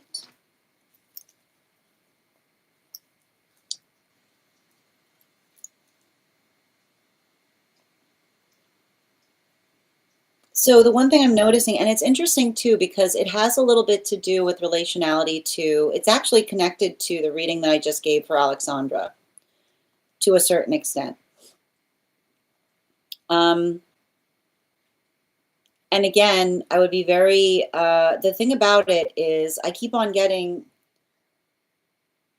there's a lot of like, it's a lot of closed off energy is what I keep on seeing. There's like, and it's curious because I keep on hearing it has something to do with your Virgo placements. I don't know where Virgo is in your chart, but I keep on getting you give some very like you give this like very very closed book, like very very closed book energy is what I keep on seeing. And the thing about it is um like the observation of effectively working through some of that energetic closure is I feel like it creates like I feel like it's hard. I feel like I would not be surprised if energy is like surprise like blown away by how like warm or funny you are to a certain extent, because I just keep on getting like you've got this like type of energetic poker face, like you've got almost like a poker face energetically, which is like almost like there's something about it that feels really really serious is what I keep on seeing. And so it's like I keep on getting that like I would not be surprised if you are in situations and like you say something as an aside, and then everybody kind of turns around and they're like, I never would have expected that to come from like where did that come from? Like where did that come from kind of energy is what I keep on seeing. Like somebody kind of working through something in a way that it's like almost energetically jaw dropping, like those modalities or those experiences by which like I keep on hearing somebody say like I didn't know how funny you were, right? Like or almost so like, and I feel like that has something to do with where your Sagittarius placements are, because I keep on seeing that the ability, like the ability for you to feel like so energetically closed, and then when I keep wondering like you say something and it feels like it feels so out of left field is what I keep on seeing. I keep on hearing like the incongruity, like the incongruity upon that is almost articulating upon the fact that you've got these hidden depths is what I keep on hearing. Um, and it's interesting too because it's I'm trying to keep this reading, like I'm trying to keep the reading in the space. I'm trying to keep the reading in the space of navigating. And the funny part about this is the conversation I'm having about this is actually with your counterpart, is what I keep on seeing. They've always loved this about you. I keep on getting that there was something about the relationship that you had in a past life where others did not know you the way that they knew you, right? And I almost see I'm hearing somebody explain you to another person, which is almost it's like the identification point of saying like, yeah, they don't open up to a lot of people, but once they do, like it's big. It's really big in there. It's like you saying something. It's like there's a lot there. Like you know what I mean? Like it's like I keep on hearing like hidden depths is what I keep on getting, which is like the observation of, and I keep on hearing like the incongruity upon how you potentially appear versus versus like the things that you are like. I keep on hearing like the things you're energetically into or the things that appeal to you, that like it's giving me a lot of this like you never would know it. And I almost hear them saying like, well, you know, I keep on, and I feel like again there's something about growing, and often this happens with those who have to grow up in stoic environments. And I hear them saying, like I hear them saying they had to grow up in a stoic environment, which is the space by which like I keep on getting like it's interesting too, because I don't think that you did, but they did. I feel like it's a carryover from the past life, like kind of carrying this, like I keep on getting like carrying this vibration of seriousness to things. And I almost feel like it's like it's almost like the energy that it's the energy that effectively articulates. It says like your emotions are a gift to those who have earned the right to experience them, is what I keep on seeing.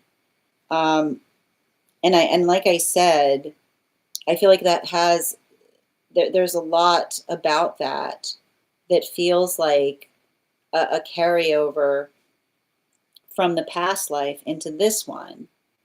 And I would not be surprised. I would not be surprised if others in this life misarticulated that. Like I feel like it's you being stoic and others in this life misconstruing it for bookish, if that makes sense. Right? Because I keep on hearing it's not bookish, it's stoic. Because like I need to point out, like, because here keep on hearing, if you're bookish, there would be more of that the deeper you go, right? But like you're getting like you're getting the closure point with a lot going on within. So I keep on hearing like that's the ability, like the ability of another person to kind of recognize that outside of an energetically tough exterior that you potentially, I keep wondering, I don't think you intentionally mean for it to come across, but it's something about your aura that you carried over from the past life.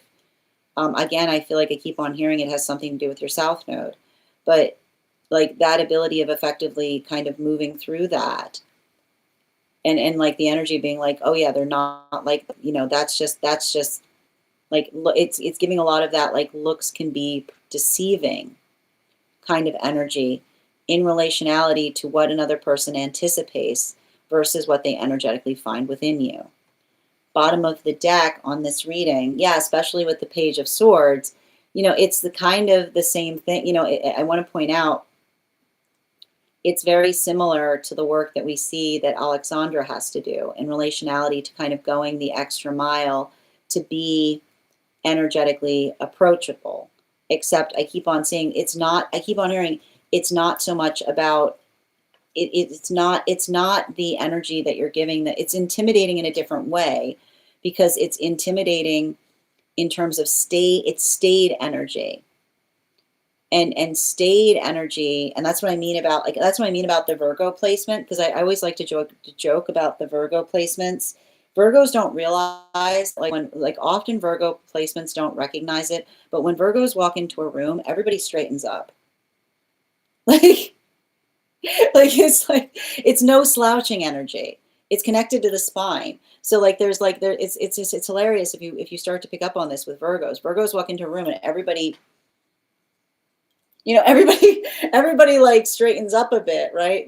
And so I feel like that's a little bit, like I told you, like that's what I asked about where your Virgo placements are, because I keep on getting that state energy is like the energy that's just like, oh, no silliness, right? Like, you know what I mean? Like it creates a lot of that feeling where others feel the need to energetically straighten up, because it's a conveyance point of some kind of stateliness. That's why it's stayed energy. It's like stateliness. So it's saying to me that like it's funny, because while they need to work on being an icebreaker, you need to work on bringing more warmth out. Like the sooner you bring out your silliness, like the easier others can kind of find it. Because I keep on seeing like they need to kind of have the icebreaker by which they say like, hey, like I'm approachable. You need to have the one where you say, I feel like it's interesting. You have to say to another person, I am reproachable. which is the space by which you can take a joke, right? Like you know what humor is. You can create those modalities by which another person can, like, can feel more energetically casual. So I feel like that's something that you may often feel those needs to, like, work harder on, because, and I keep wondering, it's something in your auric field. Again, you see, it's something in your auric field that sometimes creates that limitation point in terms of the energy. I feel like it's like energy that doesn't know why, but they feel this need of not wanting to offend you, is what I keep on getting. Thank you so much for having, like, and that's what I mean, like, you being like, it's so like you're not, it's like you being like, you're not gonna energetically offend, like, it's like you kind of having to have that space of saying, like, you're not gonna offend me, is what I keep on getting. Thank you so much for having that reading with me, Per. And if this message connected to you as well, it's very common for those who need these messages to be here to experience them. We are doing personal readings right now. If you would like to get on the list is open. It is 3 cards for a donation of $29 or more, 4 cards for a donation of $23 or more for my subscribers, Binks and my Lio. Please keep in mind there are 2 things I don't read for across these apps: pregnancy and medical. Happy to give insight on anything in private readings, and you can book private readings on my site. I'm going to take a moment to read over some of the comments that came through as I was reading. Absolutely. And thank you, Noreen, for the follow. You got asked a lot if you dance ballet. Always walking straight. That's the state energy, the stateliness I mentioned. It's a carryover from the past life, is what I'm seeing. Virgo, Sun, Mercury, and Venus here. You get it. Look at us gets it. Yeah, my sister has that gift. The second she cracks a smile, people are so confused. Yep. Yeah, more Adam. Yep. Oh, I joke all the time. And people, yeah, it probably confuses people because I keep on seeing, like, the outs, like, it's like what you give, like, it's the aura versus what's within, what's within. You're so much, I don't think, it's funny. It's like, you don't have to try harder. You have to try softer. Yes, creative. The list is open if you'd like to get on the list. It's not about trying harder for you. It's about trying softer. You know, like, I feel like for Alexandra, it's requiring those spaces of really kind of like having to kind of like push out of the comfort zone. For you, it's like helping others, like, understand. Like, it's like, I would be surprised, like allowing another person to recognize how funny you are, or like how they can effectively ease up, is what I keep on seeing, Yeah, trying softer. Absolutely. All right, my friends, the list is now open. If you'd like to get on the list, you'll be the next person read for. It's 3 cards for a donation of $29 or more, 4 cards for a donation of $23 or more for my subscribers, Binks and my Lio. Please keep in mind there are 2 things I don't read for across these apps: pregnancy and medical. Happy to give insight on anything in private readings, and you can book private readings on my site. We are also doing, for any of my subscribers who have not had a 1 card pulled yet today, we're doing 1 card readings for subscribers. So if you are a subscriber who would like a card pulled, go ahead and put your question in the comments if you have not done so yet. If you would like to become a subscriber and have access to the 1 card, you just need to hit my name at the top of the screen. Danae, thank you for getting on the list. You'll be the next person read for. And if anybody else wants to get on the list right now, it's a lovely time to get on the list. You will be the 2nd person read for. Excellent. Ava, 1 card on Divine Counterpart, please. I feel like they're coming back into themselves. I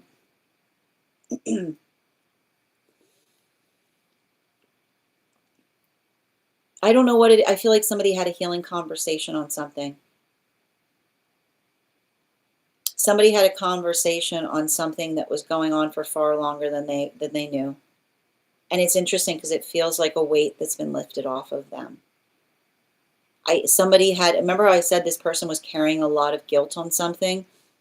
I feel like they talked to somebody that said, I need to tell you that this is not a new thing.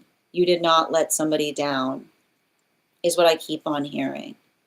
Like, I feel like it's the space by which another person almost like like it feels like somebody who's connected with someone who knew another person that is telling somebody like how long something has been going on. And I keep on getting it's like I keep on hearing it's like it feels like an energetically freeing moment because I keep on hearing like it's like somebody having a conversation trying to I told you somebody who keeps on taking the burden of another person's choice onto the self.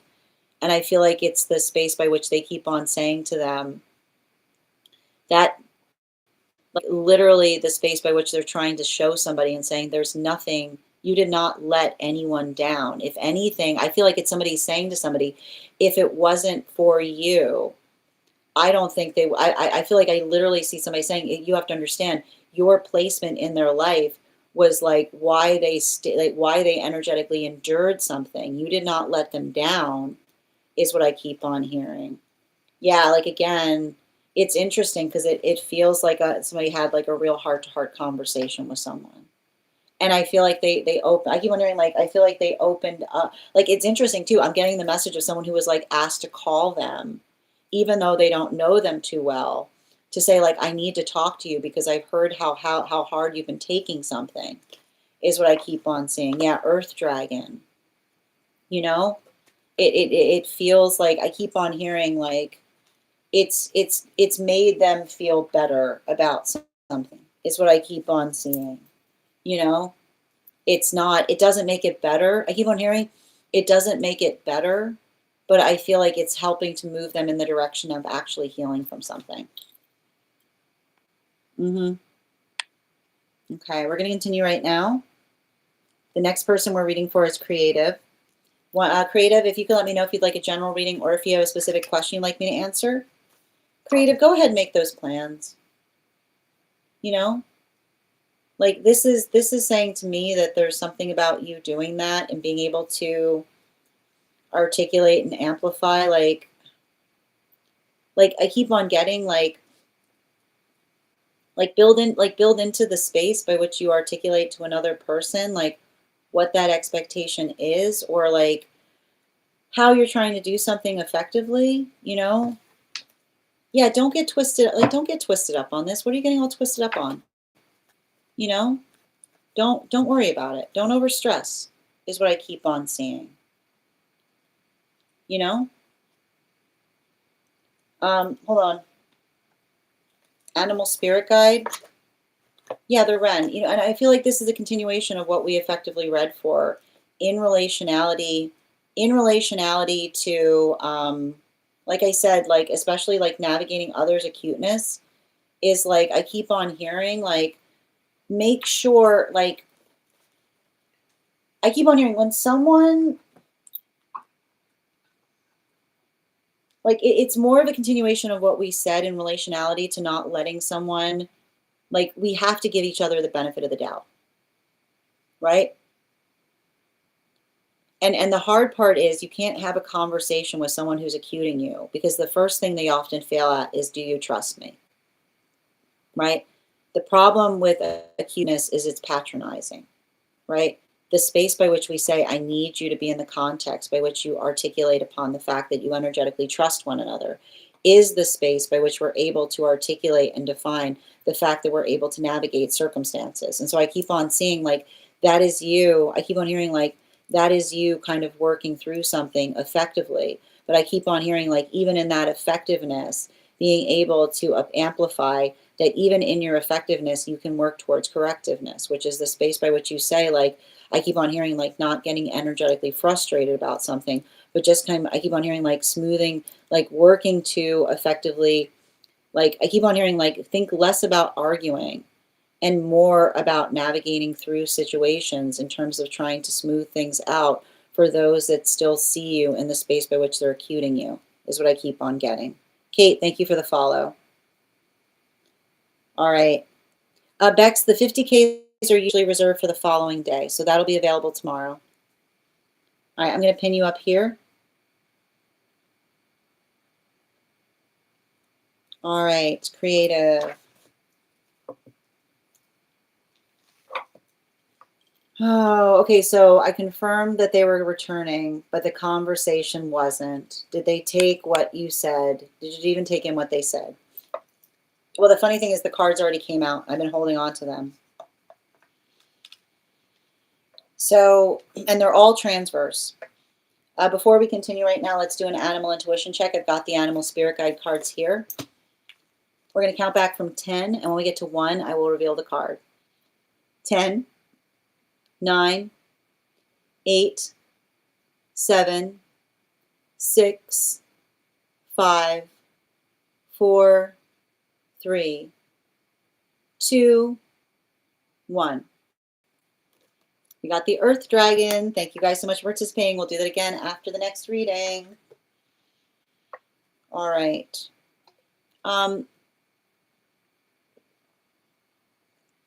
So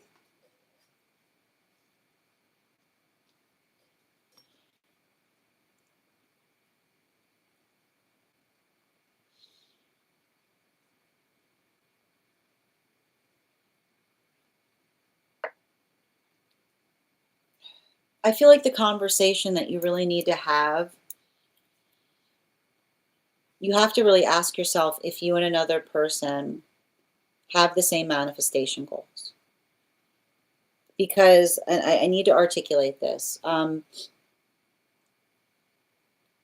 Often there are indications that we are not on the same page.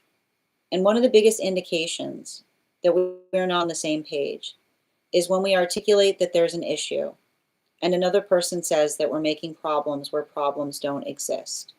Because when we have something that is causing like difficulty for us, that's literally something that is problematic, that needs to be resolved, and another person says you're creating problems where problems don't exist, what they're really saying is you're damaging my perfect, right? What's actually being said when someone says you're making problems where problems don't exist is they're actually, what they're communicating and saying, stop damaging my perfect. This is exactly what I desire it to be, to such an extent that when you come towards me and you say that something is problematic about it, I simply don't see it. Why? Because I'm in perfect energy right now. Right? You're damaging my perfect. And it can be hard when we're navigating circumstances like that because it's often the space by which we feel like our feelings are not being heard. The modalities or situations by which another person articulates to us and says, this is troubling me. This is uncomfortable to me.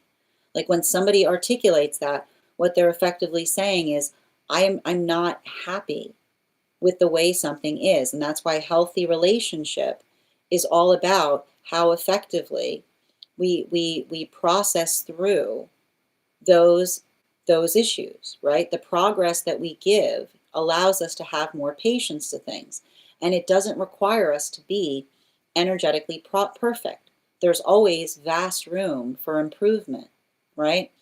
But the ability to navigate and to recognize what that improvement is, right? The ground by which we build is the amplification and the articulation of effectively recognizing and identifying what it is that we're trying to do in the most effective way possible. And I keep on seeing that you and another person are going through some kind of energetic resistance point, right? Because the modality by which you articulate to another person and saying that this is not satisfactory, and another person says, and again, if they're saying, I don't know what you're talking about, recognize that you're seeing them in the state of having everything exactly as they aspire it to be. And the important thing to remember is that patience, a healthy relationship, does not require us to hold our breath. Patience is patience because patience is something that is met with progress. And every time that patience finds progress, guess what? You find more patience, right? Like that's the beauty. That's the beauty of building into healthy relationship. We're continually in the space by which we're being patient to each other. And then the space by which we have progress, the space by which we're able to identify and articulate the progress that we make, creates the ability for more patience to be created. But those modalities, but the important thing to understand is when counterpart says to us, you have to be patient, there's no situation by which we should feel the need to be patient in relationship. Patience should be the space by which we say, I am progressing. Let me show how I am meeting your patience with my progress. Because often the modality, what often happens in the space by which we talk about patience, having to see that the patience requires the ability of, like, there's not, you can't find more patience if your patience is at a limit, if there hasn't been progress, because where there's no patience that's being created. Your patience has reached the limitation point. Now, the way that one understands this, and I would be very conscientious about making sure that you're having situations or conversations upon what, and this is your responsibility in this, what the shape of your patience being met would look like, right? As long as you're being clear about your manifestation goal, as long as you're not moving the bar in relationality to what it is that you aspire to have with counterpart, it's something that allows for that sustainability point. And so I feel like what I'm effectively seeing is making sure that you're not having conversations about pipe dreams. You're having conversations about plans. And what is the difference between a pipe dream and a plan? A date, right? A date. The only difference between a pipe dream and a plan is a date. So the difference between someone saying, I need something, and they say, I do it later, and then they say, I do it later, what is happening there? The energy of the patience that is running thin because another person is saying, I'm not going to get to it yet. You need more patience. I'm not going to get to it yet. I need more patience. That'll immediately lead to the place where we have an explosive moment, and then another person saying that you're emotional, but of course you're emotional because they kept on putting, they weren't prioritizing the patience that you were giving to something, but rather asking you to extract more of it. So make sure that you're having conversations with one another based upon what you can reasonably expect, when you can reasonably expect it, and what progress would look like. And no, I keep hearing no disambiguation in the space of talking about the why one isn't effectively delivering something that another person needs, right? Often I feel like I see you and another person like getting caught in the minutia between one person saying, and I keep on hearing, when we are feeling our patience tested, we don't want to get into a lecture as to why there isn't any patience there or why someone is the way that they are, but rather just being able to articulate and identify the most effective course to be able to get to what it is that we energetically need. So I keep on saying, if that is something that you are working towards, right? If that is something that you are clear upon, it's not too much to ask for another.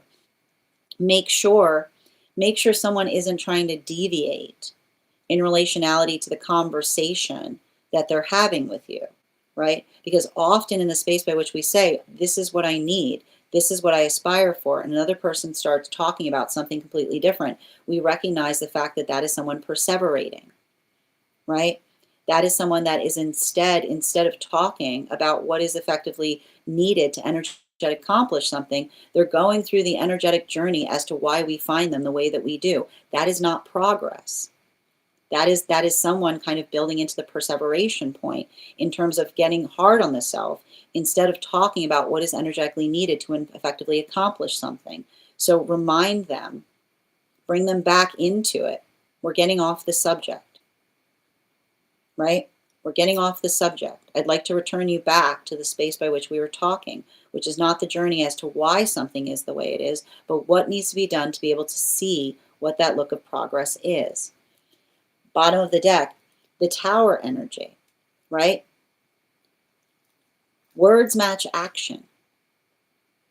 Words match action. And the hard part is there are those that will articulate the fact that they desire something, but then we'll see the energetic evidence in relationality to what they're doing in order to accomplish it. We all have those failure points, right? We all have those modalities or those experiences by which we sometimes stand in our own way. But that's why, again, in healthy relationship, when we receive notes from each other, we say thank you, right? If there's something that I energetically want to accomplish and I'm doing something that feels like it's acting as a barrier to be able to be my best version of self, and someone and counterpart brings that to me, like the ability by which we welcome that, because we recognize the health by which another person's trying to say, this is what I feel like you could do to allow something to be more effective.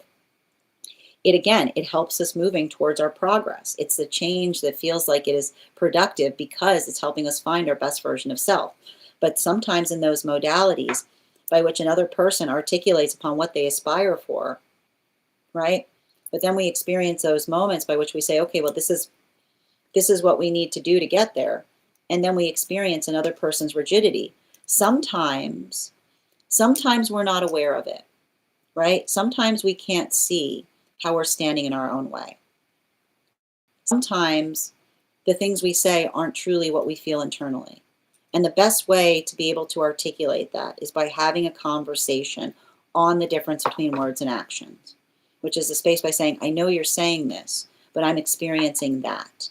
I know you're saying that you articulate this, but everything that you're articulating, I'm experiencing the opposite. Because the ability to have that conversation, if you're in a place of legitimacy and authenticity, and you say to someone, I know that this is what you aspire for, but everything that you say that you aspire for, you're giving me the opposite. Typically, when someone's in their authenticity, they'll say, oh my goodness, I am so sorry. I did not realize I was doing that. What can we do to fix that? Right? Whereas if someone is not in their energetic authenticity and you say to them, I know that you say that you aspire for that, but everything you do feels like it's the opposite, and they say, how dare you say that? That's usually the confirmation that you need to receive that they don't truly want it. Because the projection of them getting defensive in the space by which you articulate the fact that you see the disparity tells you everything you need to know in relationality to whether they're effectively prioritizing working upon that or not, or if they're trying to keep something in a space by which they feel like they have found their energetic perfectitude point. Thank you so much. And I feel like that's the type of conversation that you need to have with someone and I feel like that's the start of the conversation by saying to them, again, I know that you are articulating, like that's why all these are in the transfers. I know that you are articulating, you see how much this keeps on falling? I know that you're articulating that this is what you want, but this is what I'm experiencing. Thank you so much for having that reading with me, Creative. And if this message connected to you as well, it's very common for those who need these messages to be here to experience them. We are doing personal readings right now. If you would like to get on the list is open, the next person read for. It is 3 cards for a donation of $29 or more, 4 cards for a donation of $23 or more for my subscribers, links in my bio. Please keep in mind there are 2 things I don't read for across these apps, pregnancy and medical. Happy to give insight on anything in private readings, and you can book private readings on my site. I'm going to take a moment to read over some of the comments that came through as I was reading. And thank you, Kate, for the follow. And again, Hardy, you keep on repeating that, but I don't know what you mean by it. I need you to be a little bit more clear with what you're stating in the comments, dear. Yeah, again, they keep saying I'm not patient enough. But again, a relationship does not require us to be patient. It requires us to have a conversation about what we are being patient on and what we can reasonably expect. Yep, patience plus progress equals happy couple. Tap to claim. If you have patience and I have patience, whose patience does patience have? Beautifully put. But this is the problem, right? Because when we are not moving towards the same manifestation goal, it often feels like we're carrying patience for very different things. Patience is a finite resource. It's a gift. I like that. Yeah. He keeps saying that he wants the same thing, but his actions don't match. So again, the space by which you make another person aware of that and saying, again, you can do it lovingly. You can say, I know that you're saying that this is what you want, but I'm going to lovingly hold your hand right now and tell you that this is what I'm experiencing. It feels like the exact opposite. Help them understand. That is the conversation in healing the rift. And if somebody is truly willing to heal the rift, they're going to want to address that gap. I'm trying to release this. I understand. No, and I keep on hearing we don't ask each other to hold hope for one another. we deliver hope to each other. So continue to do that work. If you're doing that, then it's okay to be reciprocal in that way. Yeah, no problem. Yeah, I feel like he doesn't truly want, which is why I'm confused. Absolutely. Sending you support on that journey, dear. Hi there. How are you doing? Uh, no, so yeah, absolutely. So the way that the readings, like, so it usually takes, I usually send them out within a week, dear. So you'll definitely be getting that reading. Absolutely. Thank you. And thank you for having that reading with me yesterday. Yep. Hi, how you doing, Melissa? Absolutely. One card on standing ground and needing support. One card, please. I think that the important thing that you need to articulate is working towards the space of understanding that your manifestation goals are not too much to ask. Your manifestation goals are something that another person should arrive to wanting the same things as you. They shouldn't require a tug of war, right? Because the difference between moving towards a manifestation goal joyfully and feeling like we're energetically dragging someone into it is the difference between someone that articulates their excitement for it versus the fact of potentially articulating like why they're not arriving, like why they're not energetically ready for it. And I keep on hearing, if someone's articulating to you that they're not ready for something, then I feel like that is the space by which you say, like, okay, like you can say to them, like, look, if something changes, let me know. But not be in the space by which you say to each other, like the gift that we give each other is not creating false hope in relationality to what we can energetically reasonably expect from one another. So I keep on seeing, like, make sure that you're holding your energetic ground. And I keep on seeing, like, not like understanding, telling somebody like what it is that you want and telling them clearly, like, if you can't provide those things, then this is where we energetically part ways. And that's the thing about it. Like, that's the thing about healthy relationship. Even in the space by which we separate, the observation of wanting different things becomes the possibility by which new things can grow. It becomes the ability of saying, like the space by which we let each other kind of be in that modality by which we say to each other, like, I can care about you, but I can care about you at a distance. The observation of saying that you're healing from a situation where you and another person want different things, like that in itself is kind of like the ground by which you yourself can begin to move towards those manifestation goals. Bottom of the deck in this reading, and like I said, right, we don't say, wait for me in healthy relationship. And that's not to say that there aren't situations by which we have plans and there's something that needs to happen to allow a plan to come into a fruition, right? Like there is a this then that can happen in saying, like, this is what is going to happen as soon as this occurs, right? The modality by which we can pinpoint like a moment by which we say, like, as soon as that happens, everything will be able to occur. But that modality of understanding that it is it's a tangible change, right? It's not amorphous. It's something that you can put a number towards. It's something that exists in the tangible space. It's not the space by which you say, listen, just wait for me to get my head straight. That's not what exists, because often the energy that talks towards their own anxiety, like often the space by which someone says they're not ready because they're carrying anxiety, it's the modality or the experience of understanding that anxiety doesn't go anywhere, right?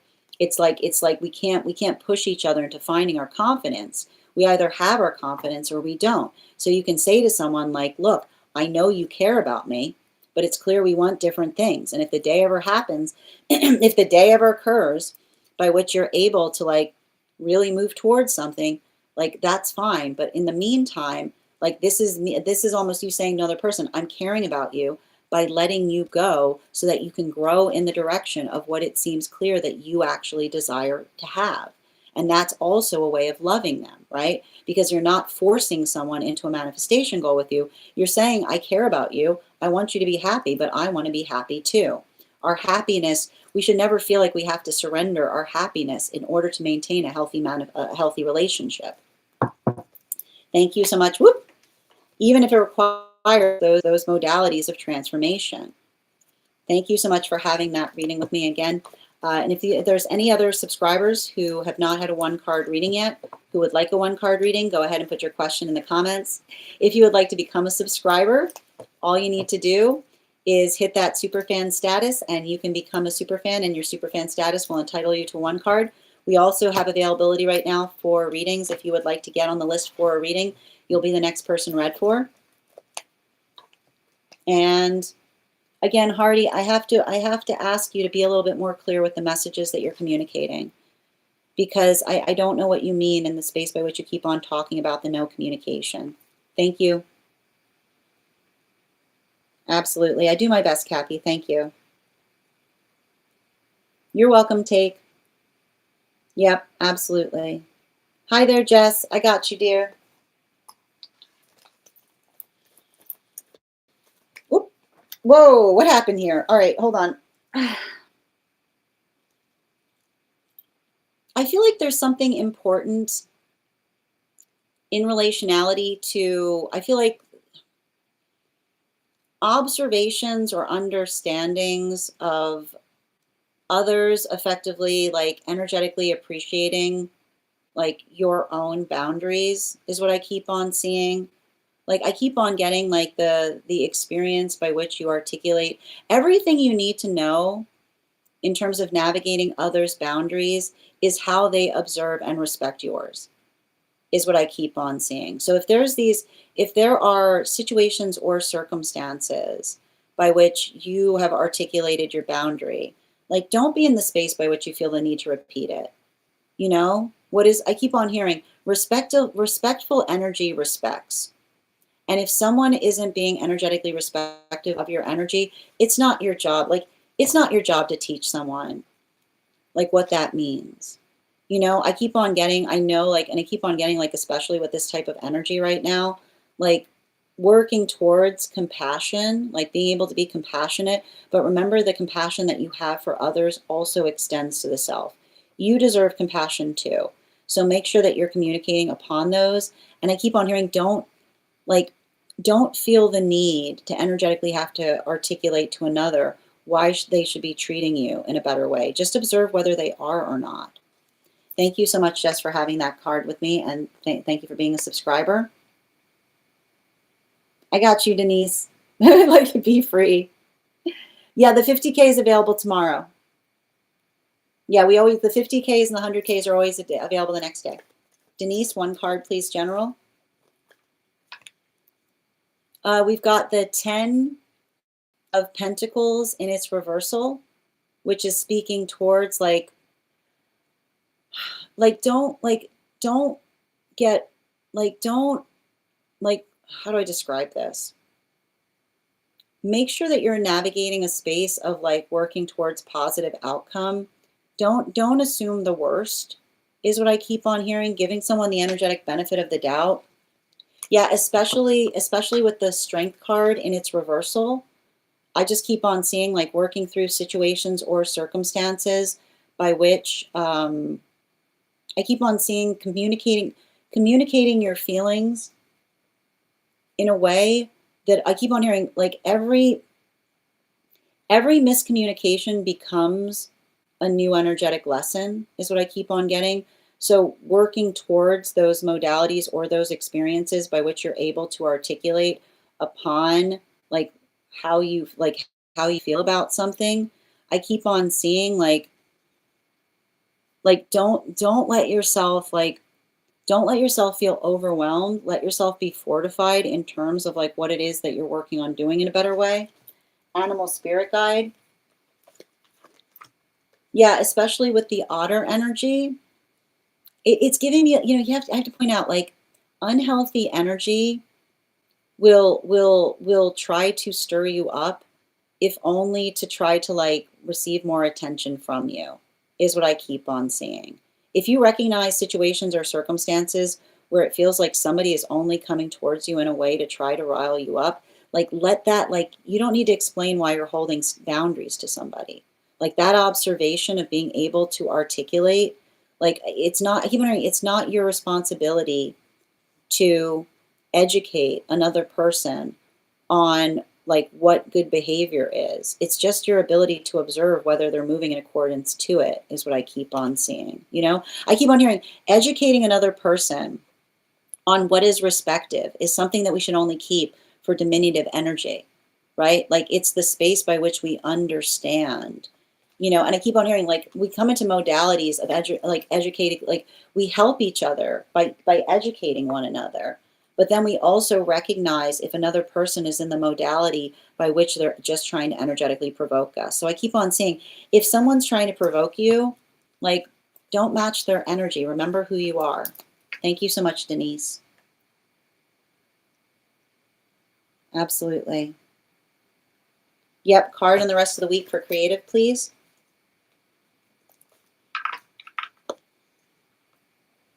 This feels like, I feel like I see you kind of like building into some kind of context or just feeling like energetically supportive on something, you know? Like this feels like I've got some kind of energy here in terms of you like working on something, or I keep on hearing being very patient. Bottom of the deck. Yeah, especially with the Lovers card, especially with the Lovers card in its reversal. I feel like it speaks to circumstances or situations by which I keep on hearing um like assume everything's okay unless it's not. Like I keep on hearing like I feel like this is you working on communicating or articulating to another what you need, but like also building into some kind of patience and relationality to what that is as well. Animal spirit guide. Yeah, like again with the adder energy, you know, the thing with like I keep on getting like the thing with adder energy is like the thing we identify and recognize is like working towards what feels energetically harmonic is like I keep on getting it's understanding. Like it's the space by which we understand, we set, I keep wondering the space by which we set healthy expectations in relationality to what we're effectively giving, but also what we're reciprocating. Like I feel like this is you working towards healthy good and take. And I feel like that's you kind of like setting the tonality and some of those experiences, like through your own, like I keep on hearing like through your own ability to articulate upon like your own needs is what I keep on seeing, you know? Like I keep on hearing like don't let yourself get frustrated by it. Like like help other person through by saying like how can I make it easier for you is what I keep on seeing. Ruby, one card in the connection with that person, please.